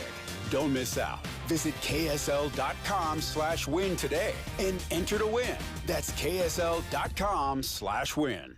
There's danger out there. It lurks on highways and quiet neighborhood streets. It's more likely to kill you than a shark and more terrifying than the biggest snake. Distracted driving claims lives every day. Every notification, swipe, social post, video, or selfie while driving risks your life. So while you might think public speaking or the zombie apocalypse is scary, what's really terrifying and even deadly is distracted driving. Eyes forward, don't drive distracted. Brought to you by NHTSA and the Ad Council. You were listening to Midday. I'm Maria Shilaos. Eye on the Hill 2026. Special coverage on KSL News Radio. As healthcare costs continue to skyrocket across the country, some Utah lawmakers are now looking to bring a single-payer healthcare system to the state. Democratic Senator Nate Bluin is sponsoring a bill establishing Utah Cares, state-based, single-payer health care by making the state's public employee health program available to all residents. Now, opponents don't like the proposals to fund the program using a combination of taxes on businesses, existing revenue, and a small premium for users. Eye on the Hill 2026, we have special coverage of this healthcare legislation. We begin with KSL News Radio's Eric Cabrera, who was at a news conference this afternoon announcing the proposal. Maria, this idea, they say, has been about 30 years in the making, but today marks the first time it's being formally introduced as a bill during a legislative session. Supporters, including Senator Nate Bluin, announced plans to run what's called the Utah Cares Act, a proposal for a state-based, publicly funded healthcare system. They had first tried to move this forward as a ballot initiative, but Utah's fiscal office rejected it over cost concerns. So now the strategy is different. Introduce it as a regular bill and try to get it into a committee hearing so lawmakers and the public can actually debate it. One of the strongest arguments they made today came from Dr. Joseph Jarvis, who spoke. He says this plan doesn't leave out rural Utahns. Hospital closures in rural America are a routine event in the United States. Why? Because the revenue streams for healthcare, because of their profit-oriented, occur in urban areas, or at best suburban areas, not in rural areas. What you need in order to support rural healthcare is a system that pays each hospital for its community mission on a negotiated budget basis. So you go to the hospital in that rural community and say, what does it cost? Turn the lights on, pay for the staff. What does it cost to do the care for the people that needs to be done here in the community? And how do we make sure that the cases that need transfer get timely triage and are moved to where they need to be? What does that cost? We find out what that is and we pay it in advance. I assure you, the amount of money we're spending in Utah and all across the country on healthcare is enough to pay for that, and then some. And then the hospitals can start actually on an ongoing basis, hire the staff they need. Those white-collar salaries will come back into those rural communities that will build economies that are now gone. They will have the wherewithal, the tax base to have good schools. They'll have libraries. They'll be able to pay for their roads. All of that is disappearing in rural America in large part because the health care has been ignored. No wonder rural America is angry about health care. They've been abandoned. They feel like the United States doesn't care about them. Where do you think all of this anger and division came from? If we want to heal the United States of America politically and solve these terrible divisions in our country, we need to start putting hands on each other and taking care of each other. And then not only will people have the health care they need, they'll stop being so angry with each other. So, Eric, how realistic do they think this idea is for Utah? That's the big question, Maria. Supporters admit the political odds are long. Utah lawmakers have historically been skeptical of single-payer state-run healthcare systems, especially over concerns about cost and government involvement. But supporters say this time success isn't defined as passing the bill this year. They say success is simply getting it heard, forcing a public conversation about why premiums, deductibles, and hospital closures keep getting worse, especially along and even outside the Wasatch Front. Similar proposals are being introduced, they say, in other states, but for Utah, this would be the first real test whether lawmakers are willing to seriously debate it. Lawmakers on the other side of the aisle have been mostly tight-lipped in their response. During a media availability with House Republicans this afternoon, KSL News Radio's Heather Peterson asked them to respond to Senator Bluin's proposal. They talked about in the Senate today. The Utah what? CARES Act, the single-payer health care proposal. I think single-payer proposal is crazy.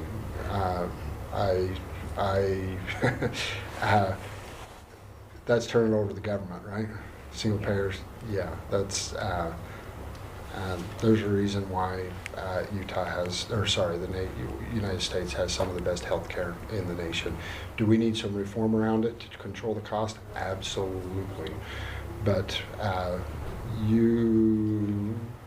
I don't think government-run health care is good for the citizens of Utah.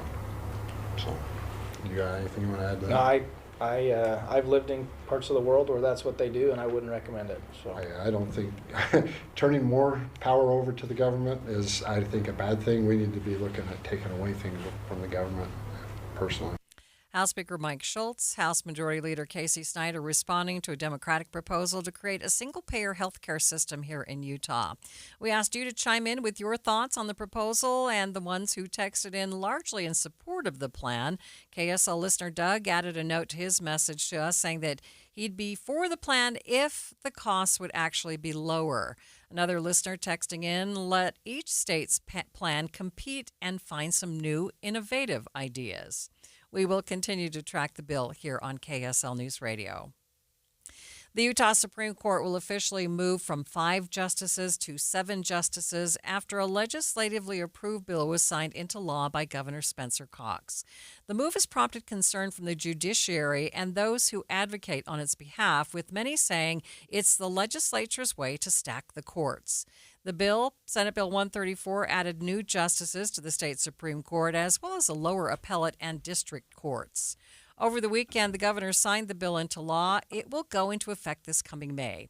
KSL legal analyst Greg Skorda shared his thoughts on expanding the state Supreme Court, and he tells Inside Sources co-host Holly Richardson that the lower courts are the ones that need the most help. That's an interesting discussion because Utah did have or does have the fewest number of justices really in the West. There are no courts here that have less or 5 justices. They're all like we just heard 7 or 9. The flip side to that, of course, for us, attorneys that practice before the Supreme Court, is there doesn't seem to be a backlog. They do seem to be hearing their cases, and they seem to be getting opinions out fairly quickly. It's the trial court level, Holly, that's really the problem, where we're having caseloads of sometimes 100 or more cases, and a day, right? Right, a day. Yeah. You'll get to court at 9 o'clock, and you'll see that your case is number 78 on the calendar, and they're going to try to have it wrapped up by noon. Wow. That's just impossible. So, yeah, I applaud the fact that we've added 3 new district court judges,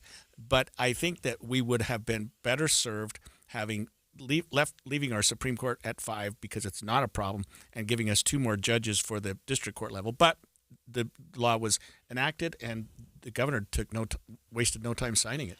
Like Greg said, the governor wasted no time signing that bill. In fact, it's the only non-base budget bill he signed over the weekend. The idea of expanding the court has also brought up concerns of so-called packing the courts. You'll remember that during President Biden's term, Democrats called for him to expand and pack the U.S. Supreme Court. So with that in mind, what makes this move different here in Utah? What are the concerns that Utahns have with the idea of expanding and packing the state Supreme Court? In the last couple of years, of course, we've seen some tension between the legislature and the court, especially as it relates to some decisions that have been handed down, not the least of which is Prop 4 and the redistricting. There were others, including Utah's trigger law after Roe v. Wade was set aside, and some of the legislatures feeling like the Supreme Court was being activist, was doing things that were contrary to what the Constitution in Utah provided. And of course, judges can only deal with what's before them, and the Supreme Court did weigh in against the legislature on a few things. They were upset by that, and so I think what they're thinking about is getting more conservative-minded judges on the Supreme Court, hoping that won't happen again in the future. Of course, there's no way to say that it will or won't. Well, I was just going to say, so we've had all of the Utah Supreme Court justices were appointed by Republican governors, confirmed by Republican dominant Senate. So how is adding 2 more potentially going to alleviate the legislature's concerns? Almost certainly not. Although I think that there's also some movement to change the way that justices are appointed. Right now, they go through a judicial nominating commission, which I serve on. We submit a number of names to the governor, from which he picks a judge. I think what they'd like to do is let the governor have more ability to pick without going through that process. And that's why the state bar has been so upset about it. In fact, the Utah State Bar has come out against the move, saying they are unnecessary attacks on the judiciary's co-equal branch of government. They were initially against the move to add justices to the high court, but did support the moves to add justices to the lower courts. Tomorrow, the bar will hold a news conference sharing more of their concerns with the legislation signed by the governor over the weekend, as well as thoughts on a myriad of other bills affecting the judiciary that are still moving through the legislative process. That's set to happen during tomorrow's midday, so we'll make sure that we bring you any updates as they happen. Midday continues in just 60 seconds. Amanda, I've been taught to begin with the end in mind. And when it comes to something like weight loss, that's really, really important because some weight loss plans have no end. It's like another refill or another bill or another year. But soda weight loss has a finish line. You learn it once, you use it forever. And I'm all about health. I mean, I don't want to have my body become addicted to another drug that I have to take forever in order to be healthy. I want the opposite of that. I want fewer medications. I want my body to learn how to do this on its own and be strong. For so many weight loss drugs, you have to just take them forever in order to maintain that feeling when you cross the finish line. Yeah. When I hit 70 pounds that I let go of in 5 months, what an amazing feeling. And it was amazing to know I could just go forward from this point. You can talk to a nutritionist and ask all your questions at 866-800-SODA. Or you can go to sotaweightloss.com. That's SOTA weightloss.com. Because at SOTA, join us for a short time to have results that last a lifetime. Breaking news here on Midday. ICE officers in Minnesota will now get body cameras. DHS Secretary Kristi Noem posting on X saying that the cameras will go to every field officer. She says that as funding becomes available, she'll expand the program nationwide. In other news, a 5-year-old boy and his father are back home after being held in ICE detention for 11 days. The two were taken into custody in Minnesota, even though the father had filed for asylum. ABC's John Quiones was able to speak with the 5-year-old and his dad on their flight back from the Texas Detention Center in Minnesota, and he shared the details on the Start Here podcast. Well, on January 20th, little Liam and his father was bringing him home from school. What was that day like when ICE picked you up? I was coming back with my son from school. I was picking him up from school. When we got home, we parked the car and we were about to get out, and at that moment, several agents got out and they detained us there. He stepped away, he says, from his little boy. The little boy knocked on his mom's front door, and no one answered quickly, and the agents then grabbed the little boy, too. You're scaring the kid. Later, ICE officials said that the father had abandoned the little boy and that's why they took custody of him. Arias fled from law enforcement on foot, abandoning his child in the middle of winter in a vehicle. El gobierno dice que abandonaste a tu niño. The government says you abandoned your son. Well, I walked a few feet ahead and I shouted so that people would come out who could help us. But I had no other option since I was with my son. So the only thing I did was shout so that more people would come out and could help us. The dad told me that he would never abandon his son, and he wasn't going to leave him there by himself. Liam and his dad were held for 11 days before a judge stepped in and demanded their release. Liam's father, Adrian, told us that the little boy had stomach aches, and he was throwing up, he was vomiting, and that no one at that detention center was able to give him any medication. They said they couldn't for what was ailing him. He's depressed, he's not eating well, he's asking for his mom, asking for his backpack and his hat. The Spider-Man backpack. That's right, yeah. They took it from him when he went to Dilley. We asked Congressman Joaquin Castro, who's been very involved in this case, whether there were any criminals in that detention center, 1,100 people there. President Trump said that he wanted to get rid of what he called criminal illegal aliens.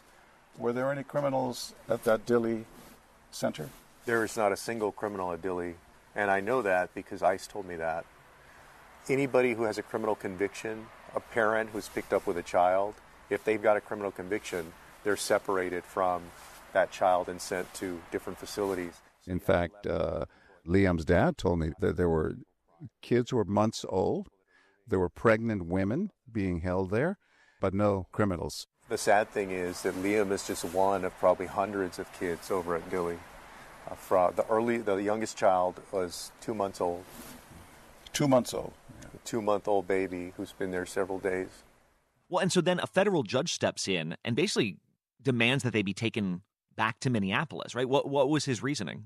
It was pretty amazing what the judge wound up saying. It was blistering. he said that this was cruel, that the apprehension of father and son was the imposition of cruelty.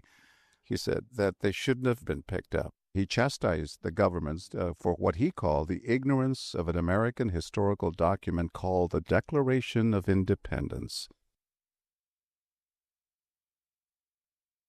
Now, on the flight back to Minneapolis, Quiones was able to speak with both the father and son. Yesterday, we got the news that we were going to go back home, so we became very happy.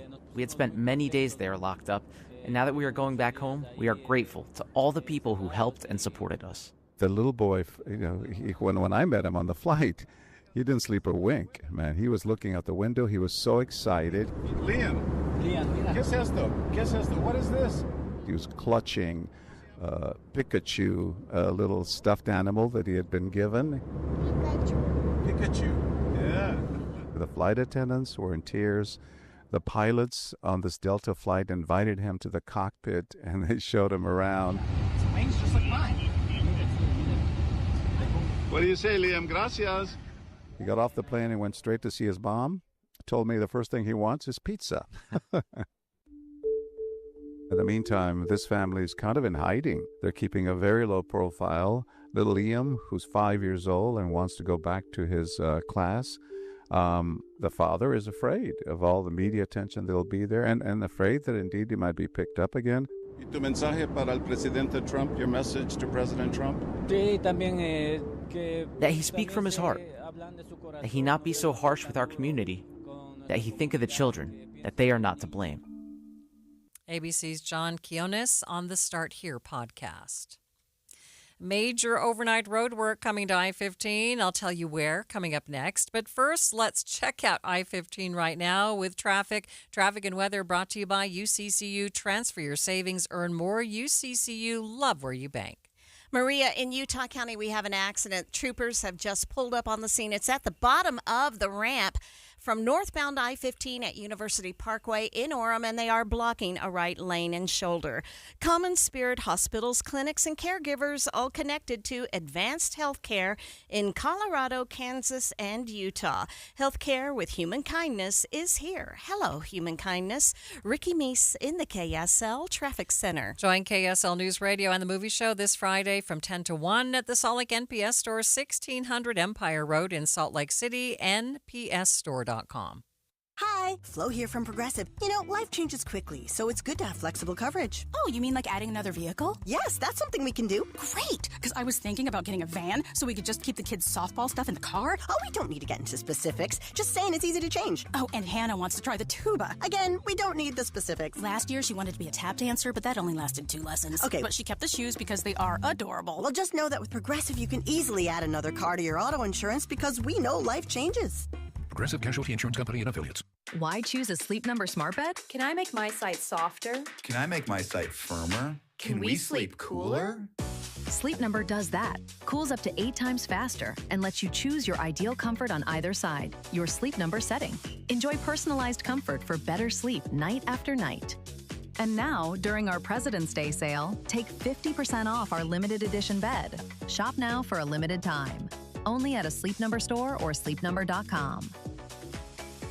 Are your investments in the right accounts? What's best, traditional or Roth? Are you receiving all available tax deductions? Are you paying as little in tax as you can? These are all questions you can't afford to get wrong. Hi, I'm Jeff Jr., founder of Trajan Wealth, and in many cases, it's not what you make, but it's what you keep that makes the real difference. Trajan Wealth and Trajan Tax work closely together exclusively. No more guessing about whether you should do a Roth conversion, or if maxing out your 401k is really the best option. Our nationally recognized fiduciary advisors and CPA team work in tandem to make sure your tax strategy works with your investment strategy. We'll even do your tax preparation. One team, one strategy. Isn't it time for a second opinion? Call Trajan today, 801-207-9900. That's 801-207-9900. Trajan Wealth, an SEC registered investment advisor. Additional services through Trajan Estate and Trajan Tax. Additional disclosures and accreditation at TrajanWealth.com.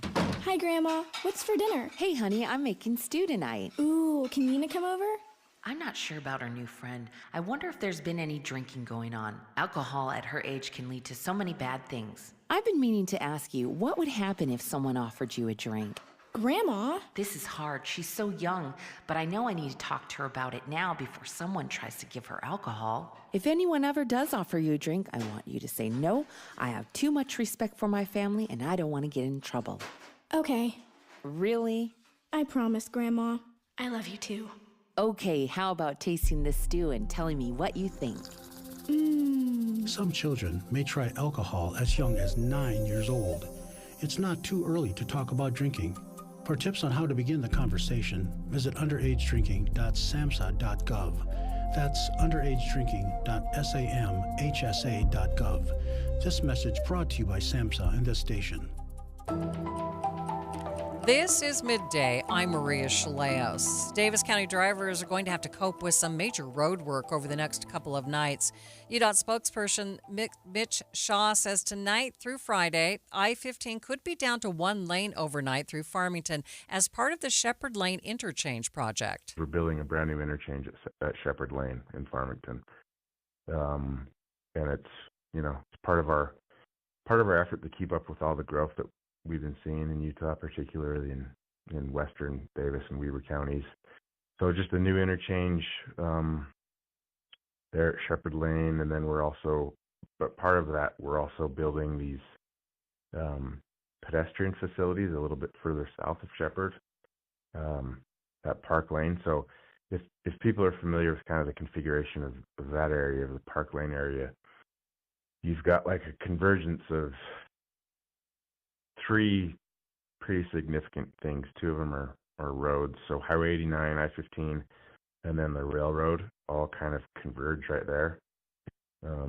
Near that area of like the Station Park Shopping Center, Lagoon, all that stuff. And just those three things has kind of created a barrier between, for particularly pedestrians, between the east and west sides of Farmington. So we're building pedestrian underpasses and pedestrian bridges at Park Lane. And so this week, we're doing some work on that. Shaw says they'll be closing up to 3 lanes between Glover's Lane and Park Lane every night from 9 p.m. until 7 a.m., so drivers should prepare accordingly. Tween girls everywhere know this song. Golden from the movie K-pop Demon Hunters won the trophy for the best song written for visual media during the Grammys. EJ co-wrote the hit and also sings it as one of the voices of Huntrix. So proud, to be Korean. And, growing up, people didn't know where Korea was or, what Korea was. But seriously, that's why it's so incredible to have the song Golden being sung all over the world, singing the Korean lyrics word by word. It means so much. And I think this award is about that representation and about today's about, celebrating culture and music that unites all cultures, and we need that right now. It is the first K-pop recording ever to win a Grammy. Thank you for joining me for Midday. Jeff Kaplan's here. Jeff Kaplan's Afternoon News is next.